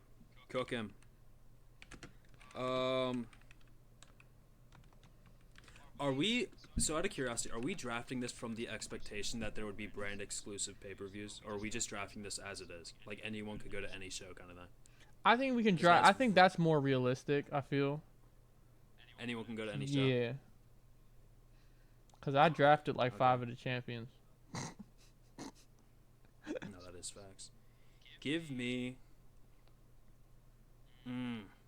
I think the way they should do it is, I think you should draft for specific brands, but there could be wrestlers that fluctuate between both. Sure. We're on Netflix. Oh? Lot of viewership. If you say... Give me Logan Paul. Whoa! What a pick, man. Then on that note, oh, wow. Last pick of the draft, chip on your shoulder, man. Go show him something, kid. Give me AJ Styles as my last pick on SmackDown. That's a good pick. That's a great pick. Now, I'm not going to lie. I think you got a lot of star power on your team. But I got real hoopers on my team, man. I think what... I don't know, man. I'm not even trying to be on some bias shit. I thought I whooped you in this. No, hell no. You couldn't have. You couldn't have with me. You have the five biggest names. To be fair, I'll give you that. You have 5 of the 6 biggest names. You have Seth, you got Cody, you got Roman, you got Io, you got Rio. So you do have hoopers. I'm not denying that. But when you went Jay, Punk, Drew, Bianca, Jade, Liv, and then I'm not even gonna count the NXT because we just got those out of the way. Dom's a good pick. And then Chelsea as well. From there, it's everything besides obviously a few. But from there, what you were taking, I was completely fine with that. I have Penta, Tiffany Stratton, Jacob Fatu, and Randy Orton, and you're fine with that. I got Braun Breaker, Seth Rollins, Stephanie Vaquer. No, but you said after. You said after damn Chelsea near every Green. tag team. No, you said after Chelsea Green. Oh, after Chelsea? Those ones I got you were fine with. I got Penta, Tiffany Stratton, Jacob Fatu, and Randy Orton. And you didn't get every tag team. What are you talking about? I mean, just about, man. I have Fraxium. I have the Wyatt Six. I have the Viking Raiders. I have Pretty Deadly. And I have Lash Legend and Jakari Jackson. That's 5. That's like a... I mean, yeah. I mean, that's one female tag team though, type shit. Well, technically, I got the Kabuki Warriors. I'm taking them over them. Technically, I have 2. Because I got Liv Morgan. I'm looking at this, bro. No, you didn't take Raquel. Yeah. I told you take the Judgment But she Day. gonna be on the roster anyway, bruh. I'm telling you, man. It's all about. You gotta draft her. Man, even still. We put Bianca and Jay back together. Okay. No, let me stop. Let's look at this from the perspective of main card, mid card, tag, and women's division. Okay. You have the main event on lock, by the way. I'm not gonna argue that. The main event. Okay. I'm not gonna argue that. Yeah, but even fair. Still, okay. Your mans ain't gonna show up for every show, so it really don't matter. Your third. No, but Cody's working every show. That's why I took him. Yeah, you'll have Cody. You'll have Cody and Seth for every show, but you're not gonna have your third. And Io and Rhea, and Braun. This is. You got some hoopers. So if we're moving to, you got some hoopers. If we're moving to the mid card, this is exactly what I was thinking when I was thinking Rey Mysterio versus Obafemi or Gunther, 5-star classic. Carmelo versus Gunther or Obafemi, classic. Yeah, that's true. That's true. But I got Jacob Fox. That was a solid one. I can't lie to you. Hey, I cannot lie. Jacob Fatu was good. If they let him hoop, Jacob Fatu versus AJ in the mid card. Stop it. Mello and Braun over Mello and Braun. Dom and AJ. Come on. Over Bailey and Roxanne. Oh man, you threw Bailey in the conversation. Get him out of here. You don't even like Bailey like that. That's how you. I don't. But she has credibility. That's all I'm saying. Okay, you said Bailey and Roxanne, like I don't. Or Bailey or Bailey and Naomi. Like I don't have Tiffany Stratton and Julia. Like I don't have Bianca Belair and any woman on my roster.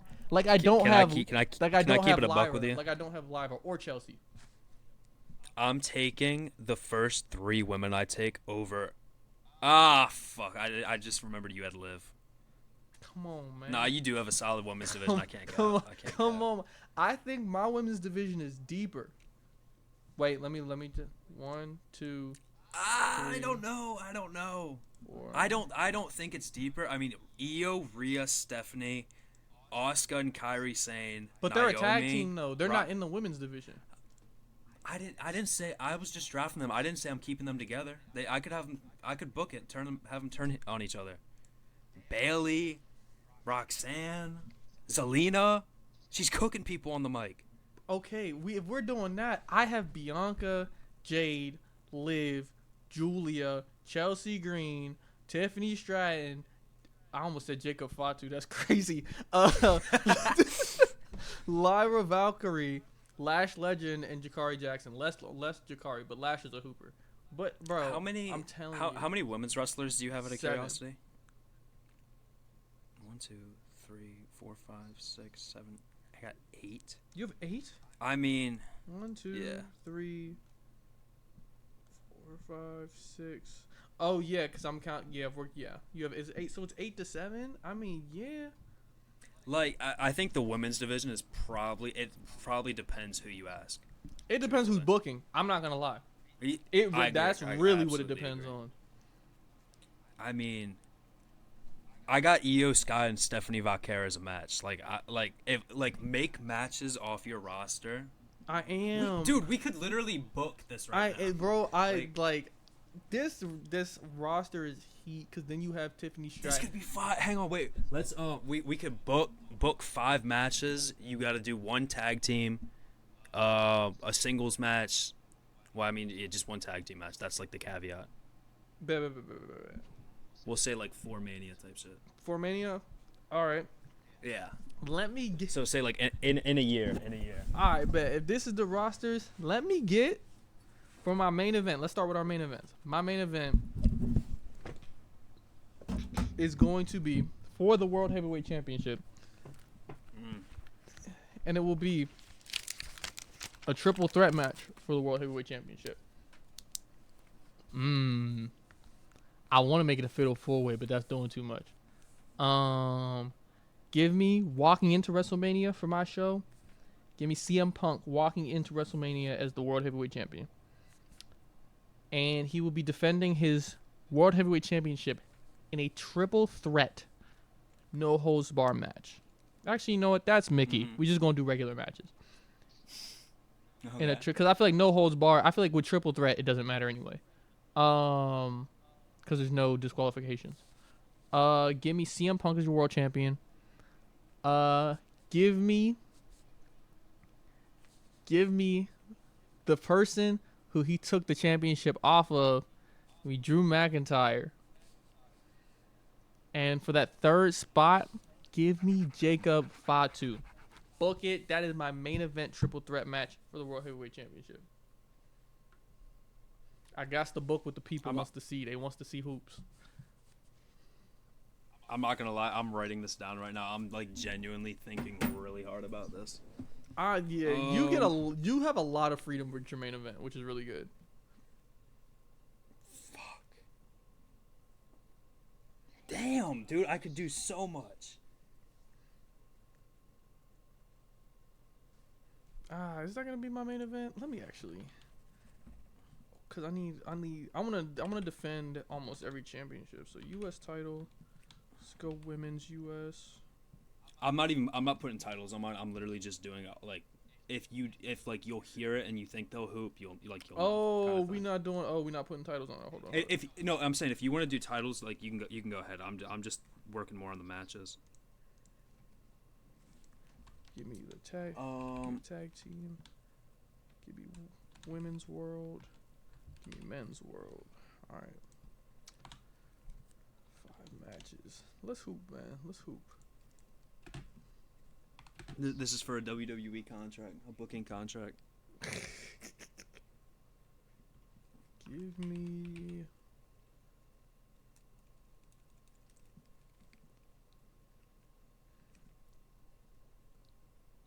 Oh my gosh. So, how many matches are we doing again? 5? I fucked up terribly. He went from let's go to I fucked up terribly. I did a one-on-one match. I just don't think I should have. One-on-one matches look so crazy when we're trying to book. Like, I feel like. It's because like we drafted like all the best people, so having some of these people left off is utterly insane. Yeah, that's what I'm saying. Let's go. I need somebody to hoop.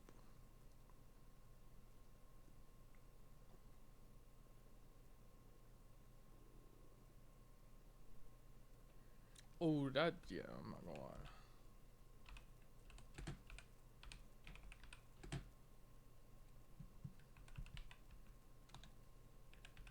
See, I could do one match, but it's such a cop out. Bro goes Seth, Roman, Cody in the main event.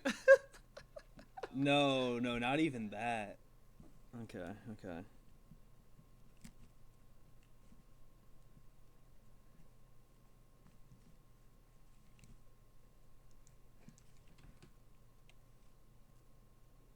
Oh my gosh. Okay, okay.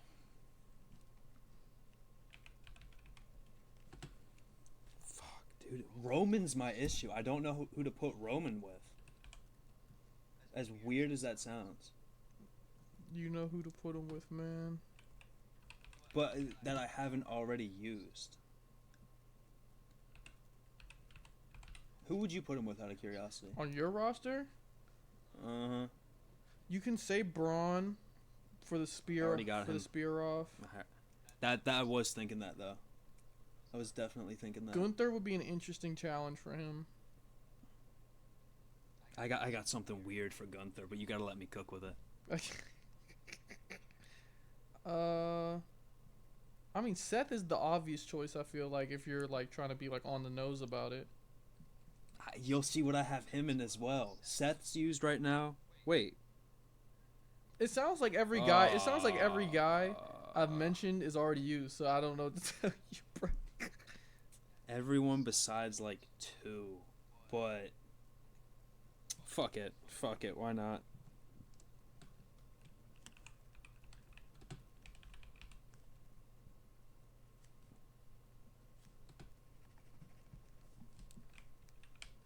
Are we like actually booking these matches all the way through, like who would win and shit? We can book who wins.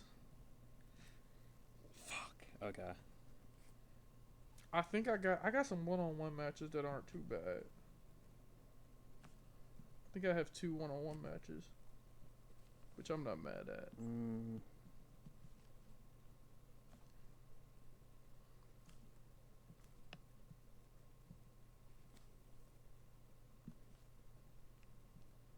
Just got to decide who's valuable enough. See, I drafted my roster where I at least had some people where I'm like, I can leave them off of Mania and I won't be too upset. Okay. Or off the that fives, is and I wouldn't be too upset. opening. Oh, yeah, we got to book the order. Hold up. Ooh, that's going to open the show. Boy, that's going This has to be co-main. That's going to tear the house down, I feel like. No. Give me that as my co-main. Got to lock in. Dude, if some of these matches happened, I would cry watching them. Oh my gosh. What comes after that? I don't know who I want to open. That's my problem. Keep that going, and then the ball. Absolutely ball. Okay.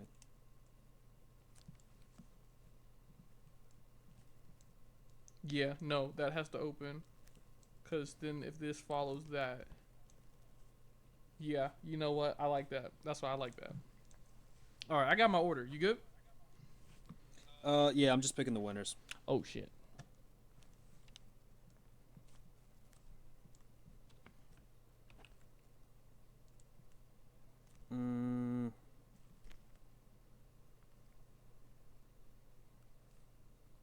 Okay. There's one I'm not even going to pick a winner because honestly it really doesn't matter. Because it would cook regardless. Okay. So, do you want to go like opener, like you do your opener, I'll do mine, or whoever wants to start, and so on, and we'll just say who won. Yeah. Kind of thing. Yeah. All right.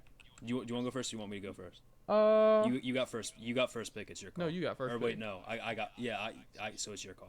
That's what I mean. Oh, I can go first. And we're just going opener for opener, next match for next match, or are we just doing all 5? Yeah. I mean, because there's 5 matches, so odd number. Someone's got to win, and we'll link it down below in case people want to vote. Facts. So for my opening match, I have the Women's United States Championship match. We have our champion walking in, Miss Red, White, and Green herself, Chelsea Green.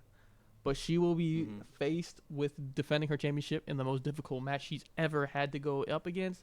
2 amazing athletes she has to defend her championship against in a triple threat match between Tiffany Stratton, herself, and Liv Morgan.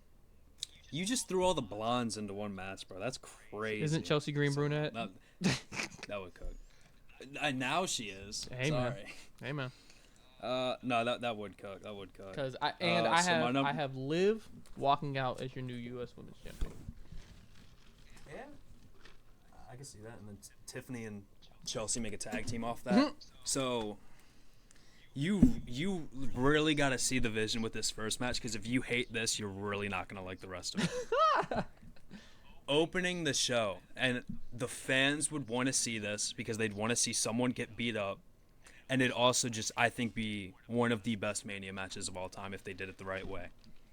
Give me Gunther versus Logan Paul 1-on-1. That's not who I thought you were gonna pair Gunther up with. Okay. What do you think I was gonna do? Thought you were gonna go Oba. You talking about big meaty men slapping meat?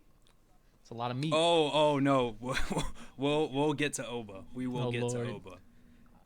I mean, honestly, that one's probably 50-50. I mean, again, it's kind of hard without a story. But I think I would be, in ring-wise, I think Logan Paul and Gunther would be better. But I think story-wise, I think your match could be better. But I think I think between those two opening matches, I think mine would have the better build. We'd have to put the wrestlers in the ring to see who'd have the better payoff. But yeah, I think I'd have the better build. Yeah. My whole thing with Logan and Gunther is, no, people aren't going to cheer for Logan. People are going to cheer for Gunther. People want to see Logan get beat up. They don't like him. Gunther would beat the crap out of him, and you could have Logan get near finishes, everything like that, and Gunther would obviously win in the end. Yeah, I agree. I like you. All right. Next match, so it's me. Do you want to alternate, or do you want to do yours? I can go next. Next match. You know, it's a little. You know what? I'm switching it up in real time. But I think to keep the pace of what follows Liv, Tiffany Stratton, and Chelsea, we're gonna throw some tag team wrestling on the grill. Fraxium. We think so alike. I'm just saying. Fraxium, champions walking in against the Viking Raiders. Boy, that could be match of the night. I can't lie to you. It could. Yeah. But obviously, so that's just 2-on-2. Yeah. So Fraxium walks out with the championships, man. But boy, that could be a match. I can see that. So for my number 2, you could literally pick your winner. It does not matter, because I'm just thinking about how good the match would be. We got a tag team ladder match, Fatal 4-Way. I knew it. DIY, Street Profits, Motor City Machine Guns, and The New Day. No. Oh my! You have to pick a winner, bro. You're booking. I would probably say the Profits. Okay. Truthfully. Okay. No, I'm gonna say The New Day, because I think Montez would do some dumb shit and like go through a ladder. Do a 450 off a ladder. I feel it. Yeah, but to follow the Fraxium Viking Raiders classic. We're gonna give you another classic, but we just gonna bring the tempo down just a little bit. United States Championship. Randy Orton versus AJ Styles. AJ walks in as the champion. Randy Orton versus AJ Styles for the United States Championship, and Randy walks out with the win after a classic. A classic. It's Randy Orton and AJ at WrestleMania. No complaints from me. That's solid. We're hooping, man. So no youth on our show, by the way. No, This is one. I feel like people would either really like this or really dislike it. We got Seth Rollins versus Braun Breaker versus Obafemi. Obafemi wins the match. Seth Rollins got jumped. Post-Mania, Seth Rollins versus Braun Breaker in like a 3-month feud. I'll say Seth Rollins had no business being in that match. I can't lie. Mm-hmm. No, that is true, but I mean we're not booking the whole build. No, I'm sure we could spin any of these matches into something. Oh, absolutely. But you know what? Speaking of spinning matches into something, this is my co-main event. This is the aura off. I cannot lie. Julia versus Bianca for the Women's World Heavyweight Championship. I cannot lie. That it's going to be a classic, a one-on-one classic match. That's I have Bianca really walking out good. with the win though. I have Bianca walking out with the win. Super Bianca. You Yeah, can't spell WrestleMania without man. EST. Cannot lie to you. Yeah, nah, that's solid. I'm looking at this, and the match I have next should be the main event. So I'm really thinking about switching them, but I'm also gonna take someone out of what I had as the main event. So this is just gonna be one on one. Okay. I'm taking Rhea out of this. Oh, Walking into Mania, Io Sky is the champion, going up against Stephanie Vaquer. real ethical hoops. I'm here for it, man. I'm always here for the real hoops. Like I could sit here and say, like, obviously Rhea could stay in that match, and I still think it would be a classic. But I just think stylistically, Stephanie and Io could be not one of the best women's matches of all time, one of the best matches of all time.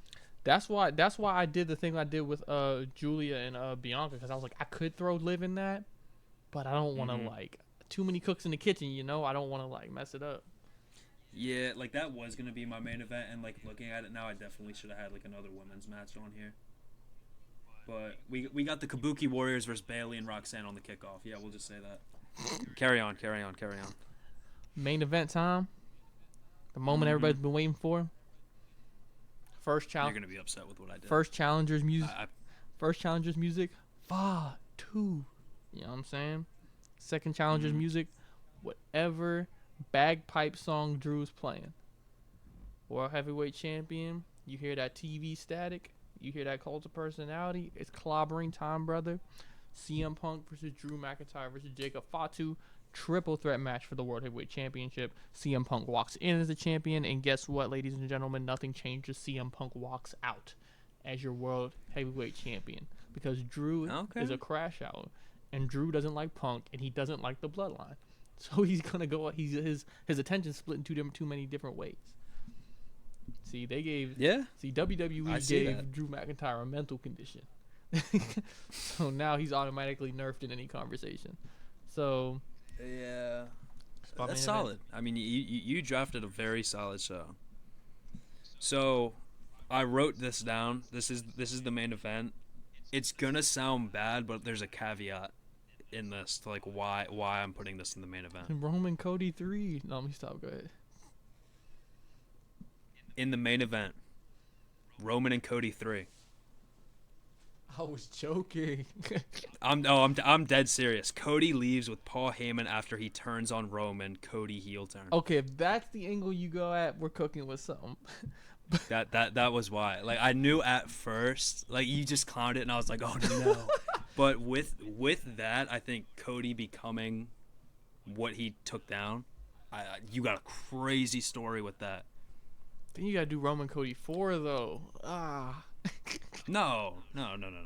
That's it. Cody won the trilogy. It's over. Hell no. I hate that card. I hate that. What you mean Cody won the trilogy? Hell no. I don't think they'll ever do another WrestleMania match again though. I think I think realistically it'll stand at 1-1 forever. We're gonna be forced to just see a shit ton of like face-offs and bullshit. Bunch of teases for WrestleMania. Yeah, and it's just never gonna happen. You're gonna have Michael Cole for commentary. Oh, and maybe this could be the scene come WrestleMania time. Right. Maybe a little we trilogy. both know these guys have history. Exactly. Get him out. You know you're not doing it. You would have done it already. Yeah. I'm actually curious to see who people think would have won that. Because like I like what you booked. I liked what I booked. So like I don't know. It's gonna come down to who likes what and what wrestlers they like. I think I probably got that off the casual fan. I think because like star power, as you were saying. Mm-hmm. But you got hoopers, man. You do have hoopers. I'm not gonna sit here and deny it. Especially because my SmackDown, we're letting Chelsea wrestle. She'll be Chelsea Green, but she's also hooping. Mm-hmm. Come on, man. Yeah. I know ball now. Let her cook. Let her cook. Absolutely, let her cook. I want to make sure we didn't miss anything from. Oh, let's go to Raw. We haven't talked about Raw. We'll talk about Raw real quick. We're nearing about. Oh, we're not even at 2 hours. Look at that. This is a shorter episode right now. Big chillin'. We're gonna like ramble for like 2 hours. Facts. So, how do we feel about Seth Rollins standing tall at the end of Monday Night Raw? I think they'll have another confrontation tomorrow. To be honest, but as of right now, Seth Rollins stands tall over Roman I Reigns. looked up Raw and rolling papers came up. What are we doing? But no, but what you were Oh saying. no, they caught your search history got caught, buddy. No. I don't use raw rolling papers. I don't use rolling papers. I don't smoke the Zaza. But I don't know, because I remember when I was younger, like on the Build to Mania, it was always whoever stands tall isn't gonna win. So for our predictions, it feels really weird that Seth was the one to stand tall. I think because I think we're trying to think not obtuse, but outside the box. Not outside the box. Yeah, But I think everyone I I feel like everyone expects CM Punk to win because it's his first WrestleMania. And no way they let CM Punk lose his first main event at WrestleMania. Just say, oh yeah, I don't know. But I could genuinely see Seth walking out of that with a win. Literally, the only person I could see not winning is Roman Reigns. The only person I know is not gonna win that match.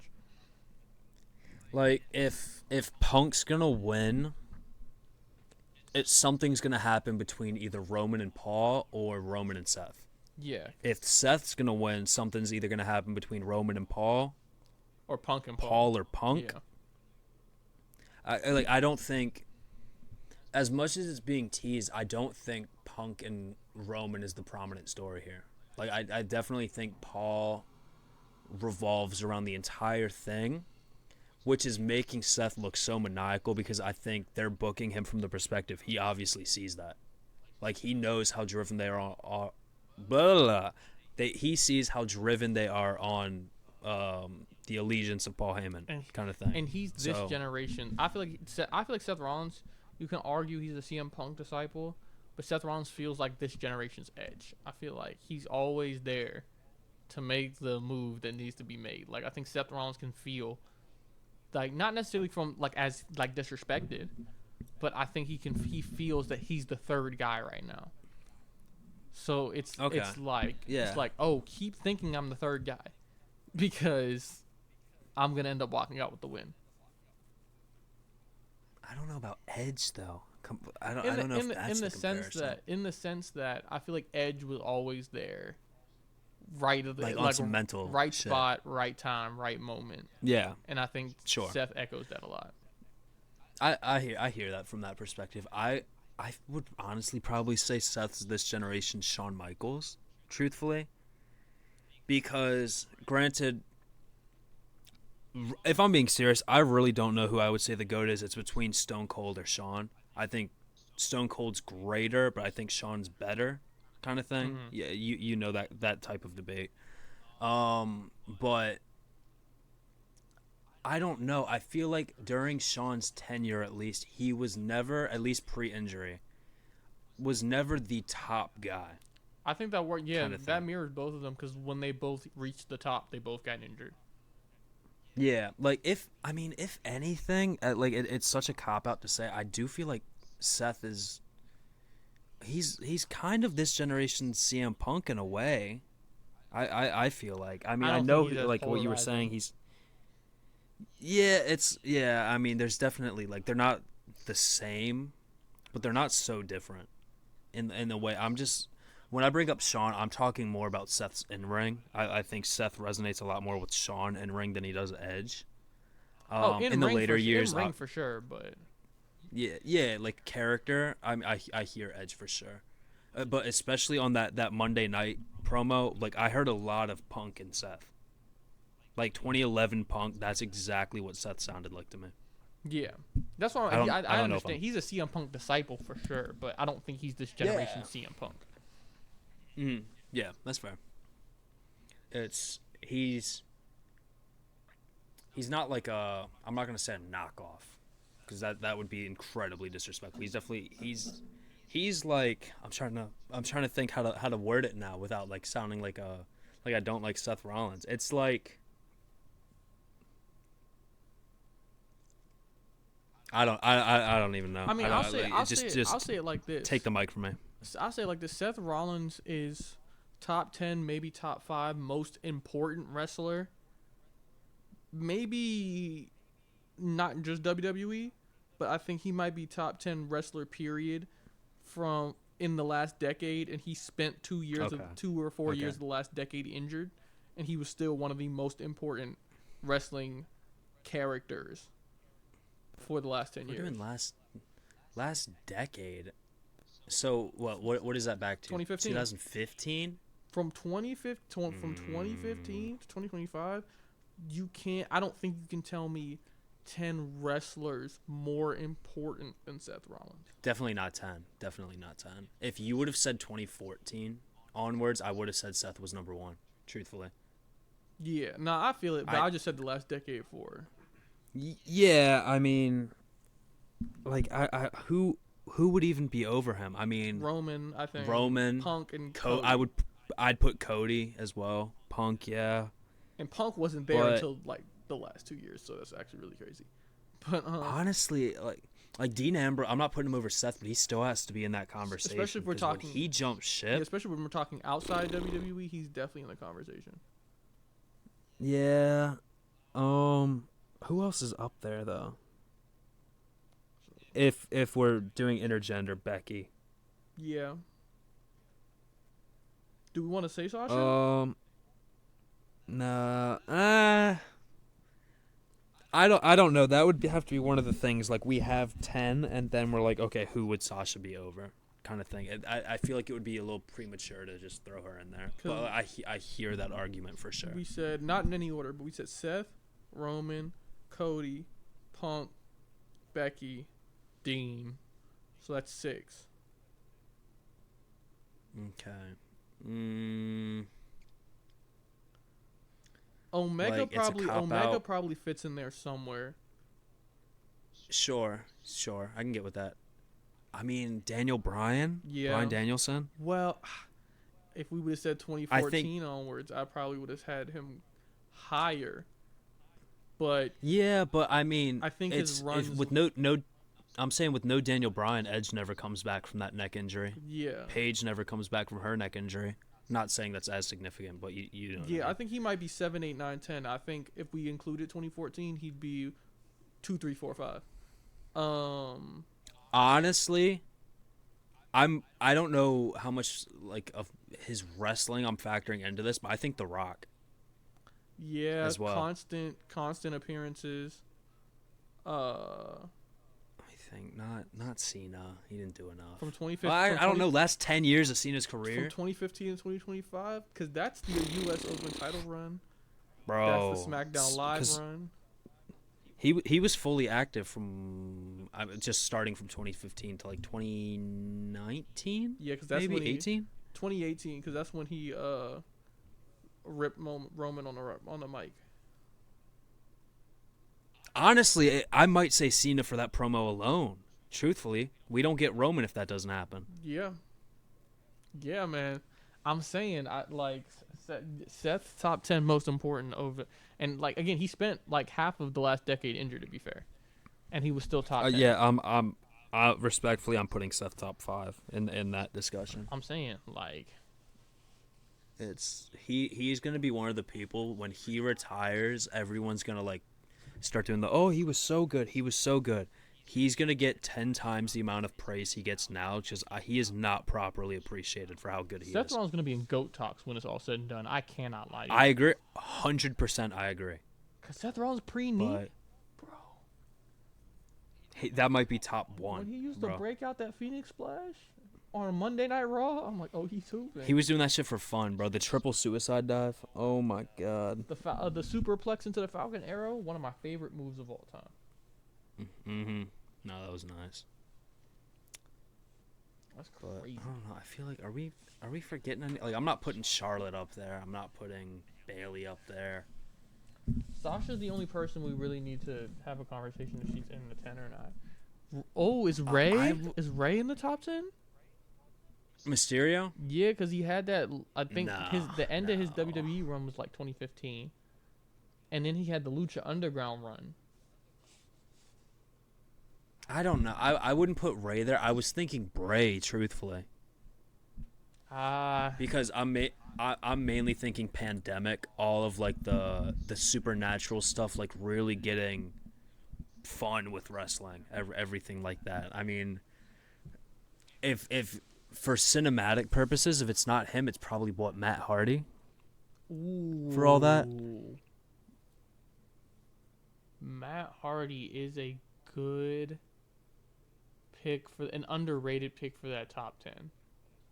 Mm-hmm. Because the But I don't know. whole I that feel was like the last 10 years. That's literally the whole brother Nero. That's the feud between those mm-hmm. two Yeah, before he yeah. turns into brother Nero. Yeah, man. It might be Matt, not I Bray. honestly, It might be Matt yeah, I'm and gonna Bray, say but Matt might have to be in there because didn't they became like the belt collectors? They just went to like every company winning the title. yep. That is crazy. I don't think we get a Matt Cardona without that. Oh, I don't. radio, Oh tell my me god. Oh my god. everything you know. Come on, man. If this podcast gets 100 likes, I'll buy him the internet championship. I do not want that. All right, let's hope it gets 99 max. I'm praying for 98. I'm not. Yeah. Get that internet championship away from me. That belt's so fucking ugly. It would. Oh my. I'm trying to think what Should have made him what else do we defended have on to- like those stupid Cyber Mondays, Taboo Tuesdays. You know how ahead of the curve he was, though, I will say, because imagine if like he had that around the time Up Up Down Down was coming out. It probably would have been lawsuits. Oh, probably, yeah. Also, But I'm saying, is Xavier Woods in the conversation just for Up Up Down Down alone?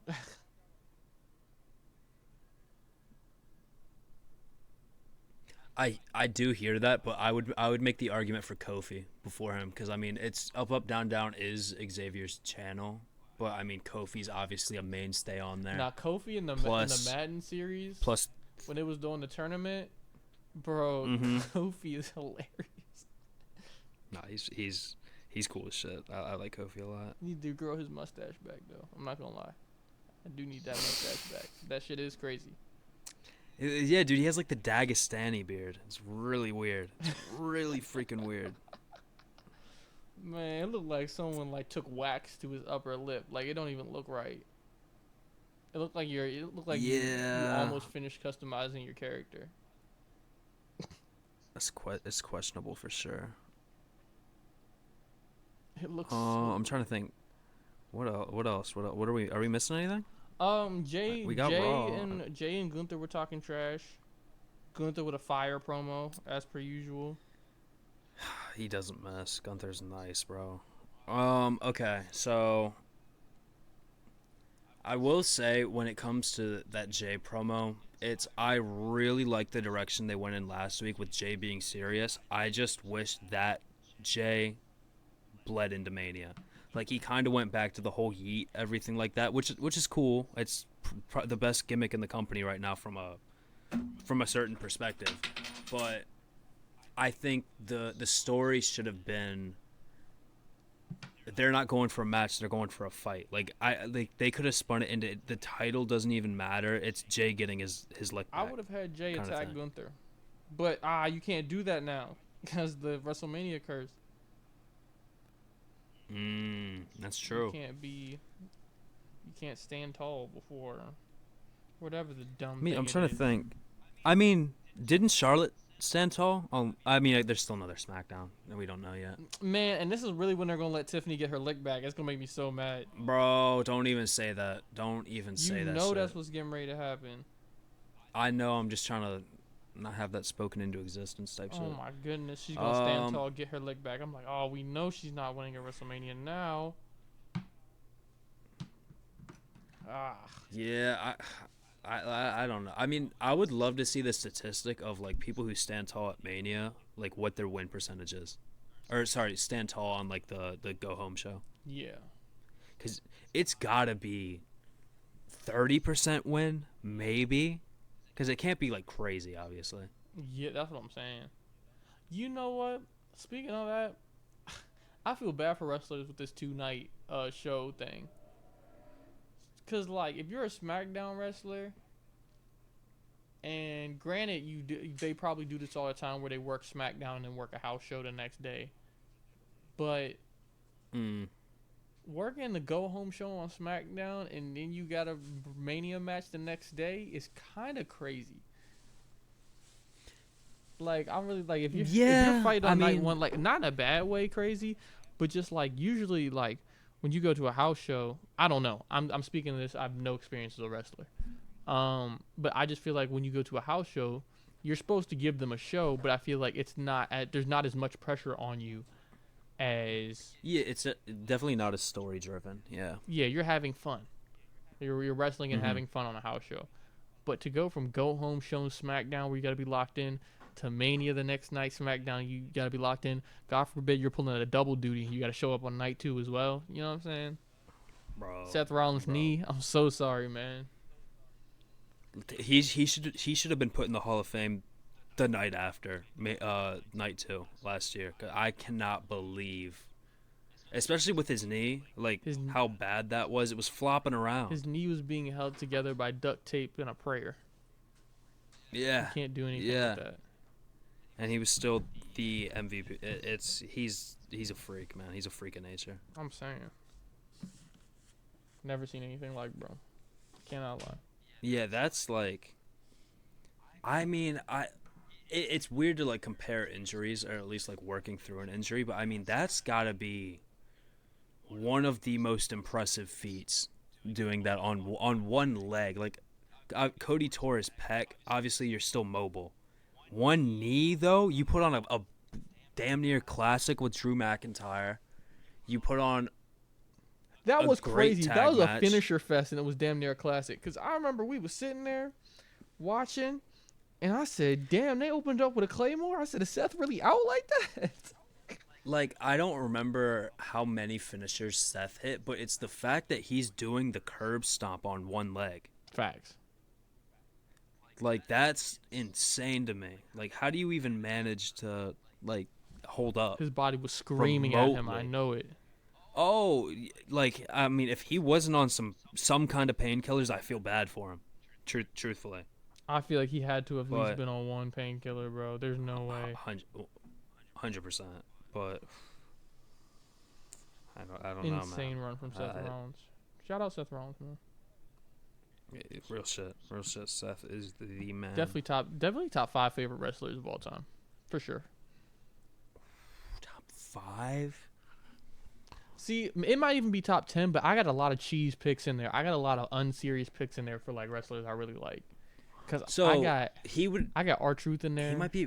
I got. Okay. I got the Hurricane in there. All right, so it's a list with no validity. I got Tyler Breeze. That's why I said favorite. I did not say best. That is who we gotta learn how to separate those things. I enjoyed watching Tyler Breeze on my screen. I enjoy having R-Truth on my screen. Hurricane is hilarious. But yeah, I feel like those are really my 3 like really cheese picks. Everybody else is pretty chill. I'm pretty sure. If I really had to give a list, I don't know. I mean, like mine's probably like my top 5. Like I'd have to do like if I was doing male and female both. I don't know if Seth's getting into my top 5, but male, it's like you got Jeff Hardy, CM Punk, Shawn Michaels, Stone Cold, then probably Seth. Okay, yeah. But if you're doing like men and women, I don't. Oh, men and women, he definitely gets pushed around a little bit because then I got to factor in Becky. I got to factor in Asuka. Becky, like I'm thinking Becky, Alexa, Liv, Io. Oh my god, Alexa. Yeah. Like Seth would probably end up, if I was doing it like that, he would probably end up at my 7. That's why I gotta separate it. I gotta separate it. I just feel like it's hard. Yeah. I feel like it's hard in general to put men and women on the same list when it pertains to wrestling, just off the sole fact as the style isn't different, but I feel like they're just 2 different types of wrestlers. Yeah, I mean, like when it comes to like progressiveness as well, like men's wrestling is so far more established than women's wrestling. maybe not at this point, but like I'm saying, like from the beginning of the company, it's like the women's revolution was really within the last 20-ish years. 15. Yeah, and then I mean, like if you go back 20 before that, it's like you have Shawn Michaels, Undertaker, Brock, Stone Cold, Triple H, Kane, Yeah. Mick But Foley, to be Jericho. fair, the women's wrestling did a really weird thing because it was a real thing in the 80s and then dipped out in the 90s and had to be built back up through the 2000s. It's because of Vince, bro. He just wanted to capitalize on horny ass men. Let's say it for what it is. That's why bra and panty matches were a thing. Because I was like, Like, I was no, really looking let at it. Trish cook. I was really looking at it. I was like, because Alundra Blaze and them were really out there hooping. Like, they weren't just bullshitting.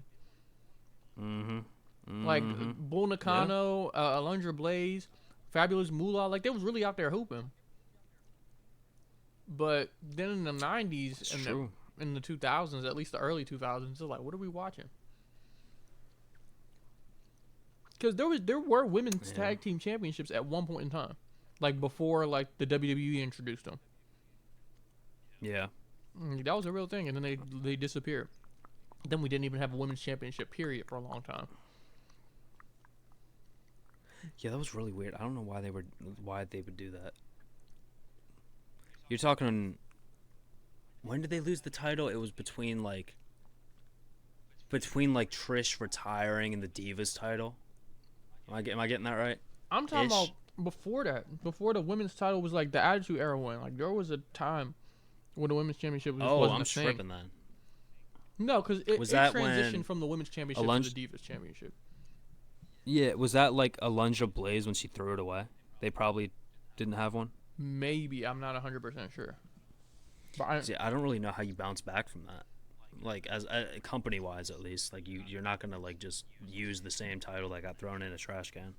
yeah. But yeah, man,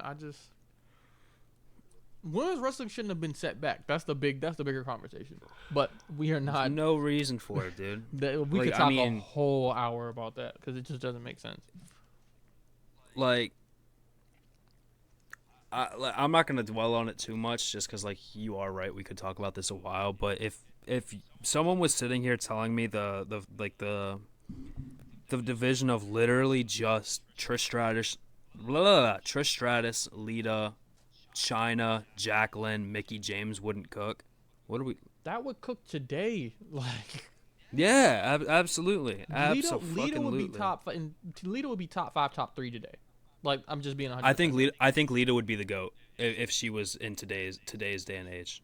Granted, I don't think Lita would have existed now if she didn't exist then, though. Like that kind of punk rock vibe she had. But in a vacuum, I don't know if, because I say top 3 because I do still think in the general public, Rhea and Bianca would still be a conversation.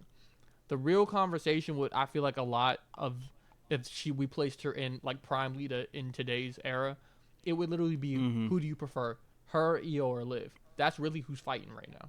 Like to me, yeah. To me, in ring, Io's the best, so we're not having a conversation. But if we're just talking about full package, it's between Io, Liv. It would be between Io, Liv, and Lita. It's like when you talk full package, even in like an all-time list, like regardless, men, women, whatever you want to do, it's entirely subjective. It's whoever's your favorite, you'll probably end up saying is the GOAT. Exactly. Truthfully, like we're not sitting here saying Jeff Hardy's the GOAT. I'm not saying he couldn't have been, but you know, I mean, I'm just gonna keep pushing my own narratives on that Instagram though. I saw your comment on the Stone Cold post. Nah, that was crazy narrative pushing. But like, I don't even know if that's pushing. Like, you can't really push a narrative if the narrative's already been pushed. It's like if you on the Undertaker one, if you posted that and said he's the GOAT, I'd be like, that's cool. See, it's pushing a narrative because it doesn't fit my agenda. Therefore, you're pushing a narrative. Okay, that's perfectly fair. Okay. Perfectly fair. As long as we're on the same page about that, you know what I'm saying? But you agree with the agenda pushing on today's Wrestler of the Day, right? Oh, absolutely. I like your comment. Okay. All right, cool. I'm just making sure. Actually, Lynch is the GOAT. For anybody who says otherwise, Absolutely. I don't want to say you don't know ball, but you know what? If you said Trish or Lita, I actually wouldn't be mad. Yeah, But yeah. if Those you are the say two. any other name besides Trish, Lita, and if you're an old school, old wrestling, old head, maybe Alundra Blaze, I'll let you slide, or Fabulous Moolah. But come on, man. Yeah, I was gonna Uh, like. but I mean, oh, if you're an old head rattling off like Mae Young matches and you're saying she's the goat, I'm put not the gonna complain at fries that. in the bag. I'm so sorry. Yeah, but, like I'm saying, if like they watch that with their own eyes, it's like the people who got to watch like Dan Marino and stuff. You know what I mean? Granted, you can go back and watch highlights, Yeah, but like for wrestling, it's a little different because like what a match is supposed to be has evolved so much. that's very true. Yeah. A first person who realized you could use the ropes to jump off of them is an innovator. I just want to say that. Oh yeah! Oh my gosh, dude! The first person that climbed that, the people in the crowd probably thought he was gonna jump on them. Like when I really think about it, I'm like, the first person who jumped off the top rope, they probably thought he was a lunatic. They were probably in the Like- they were probably in the meeting room, like, you want to do what? You want to jump off what? Like, what's- you trying to kill me, bro? It's What's fine. What's funny is I don't know if they do it now, but you know, like when like a WWE show starts, they have like the whole cutscene and everything like that. Yeah, I'm pretty sure it might not be this one. I'm pretty sure I remember seeing this. It's like right at the beginning. It's like the beginning of the history, and it's just someone running off the ropes, like with someone standing in the middle. Like for that to be a focal point of a match back then, to like watch a match now, people would think it's witchcraft. I'm saying, if we made people from the '80s watch a prime Seth Rollins go against like, They'd be tripping on psychedelics, bro. They'd lose their mind. because if he go up there and do that Phoenix Splash, they gonna think he's a superhero. Like if we put it into perspective, if he does the curb stomp, they're gonna think he killed them. Oh yeah. Don't Especially let him because pull out, they- don't let him pull out the superplex Falcon Arrow. That's a finisher back then. They're gonna think he's Superman. That's a finisher. They're gonna think back he's then. Superman. A superplex. That's a super finisher back then. You were doing headlocks as finishers back then. I remember I saw this one I could put as a finisher called the Heart Punch. He punched him in his ribs. I said, that's crazy. And that was I saw that, probably yeah. a finisher at some point in time. That's Imagine ridiculous. having to sell the Heart Punch. Yeah. Man. I feel like it wouldn't be hard to sell that, but it'd be hard to sell it to the crowd. Like the crowd would be like, "What the hell is this?" Like as a finishing move though, like eye pokes used to be finishers. We need to go back to eye pokes being finishers because that hurts. Like they should just get like a trio of people who have certain kinds of matches, like the Three Stooges. Like it could be like a cinematic match or something like that. It doesn't have to be something that's taken too seriously, but something like that. Like you're just doing like eye pokes and like messing with them, like hitting them with like a hammer, or like you're stepping on a rake and it's hitting you in the face. Stuff like Another that. Johnny Knoxville versus Sami Zayn. I feel it. Yeah. Like but like more in a more cartoonish way. Like let the audience know it's like almost more of a show than anything. Like the Firefly Funhouse. You could match. not put like that if on they did TV, something. bro. You could not put that on TV. You don't think so? No. What See, the this is Jackass why, thing? See, this is why AEW's better. Who puts this garbage on TV? And God forbid AEW does it. See, this is why AEW ain't even a real brand for real. Type shit. You're not gonna win with that one. That's gonna be a match that gets shit on, boy. And don't let Dave Meltzer get a hold of it. He's not giving it 5 stars unless it comes from New Japan. So. I mean, if they did something like R-Truth invited The Miz over to his house and it broke into that, And I R-Truth think people would Funhouse love match would it. be crazy. Bro. Now, if it was R-Truth, He- R-Truth like- is the only person who can make that work with anybody. Yeah. You could no, put him in that, 100%. I mean, with you know who it needs to be? I don't know if you peeped the interviews they've had. It needs to be R-Truth and Cody Rhodes. That's who it needs to be. what if it was R-Truth and John Cena? Oh my god, John Cena would be so game for it too.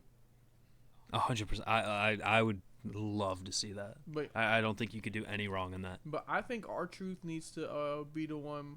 R-Truth should really be the one to dethrone Cody. The only person Cody hasn't beaten. Did you know that? Did you know R-Truth is the only person that Cody Rhodes hasn't beaten? He's never beat R-Truth. That's insane. The only person? I'm pretty sure It's either only person or he's the only person to beat Cody in every single gimmick he's ever had. Is that? There's no way that's true. It is. Everyone currently on the roster, Cody's beaten. Well, out of people he's wrestled. Okay. Like, what? If that's a true stat, that blows my mind.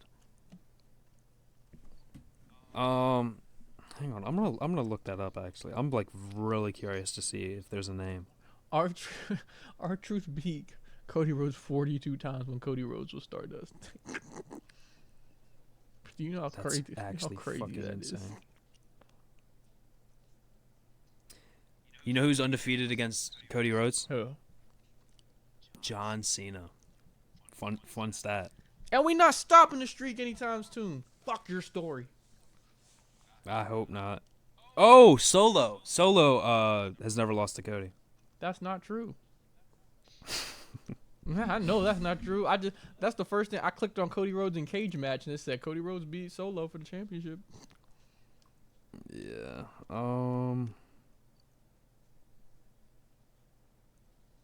Randy? Has Cody beaten Randy? He might have. Cena's 3-0 against Cody. I do still think it's funny that he beat Cody Rhodes 42 times at Stardust. That's ridiculous. Bro, and then when Cody had his little talk show he used to do on his tour bus, he told R-Truth that the one thing he wants to do before he retires is beat R-Truth. I said, that's a crazy goal to have to go after, bro. But the thing is, Cody Rhodes, as of right now, can't fight R-Truth. Because Cody's a good guy. It would take an R-Truth heel turn. R-Truth's team corporate? Bro. You want to hear a crazy statistic? Like, obviously we see Cody as like this mega star now who's like never losing. What do you think his win-tie-loss percentage is? He probably got like a 36% because he was going through it for a while. He's got a 47% win rate, Okay. a 1.4% tie rate, and a 50.4% loss rate. Just in WWE. Ring of Honor, he's got a 66% win rate. Why'd you say it like that? Ring of Honor? What the? People don't give a shit about that anymore. 72.2% win percentage in AEW. Oof. Damn. No wonder they wanted him out. That is wicked. That's crazy. He's got a 50% pay-per-view win percentage. Coin flip. Fuck your story. We're going for number 17. But I'm not gonna lie. At this point, we just yapping. So I think we should just go ahead and wrap this. Oh one up. yeah. We'll wrap it up. All right. Thank you for watching the Put Over podcast, where we always get a pop. Make sure you check out the Instagram. Make sure you check out the YouTube and all other forms of socials. This episode should be up Tomorrow. when should? Okay. Yeah, tomorrow. So that If would you be send your Friday video in time. I do. No, because one time you said, "Hey, bro, I send it when I get back." You ain't send that shit till tomorrow afternoon. I do remember that. That was on me. No, I'll send it this night. All right, bet. Yeah, tonight. I got you. But yeah, thanks for watching. As always, I'm Michael. I'm Andre. Hit that subscribe button. Put us over. Everything like that. And yeah. Facts. I will catch y'all, or we will catch y'all in the next episode. Peace. See ya.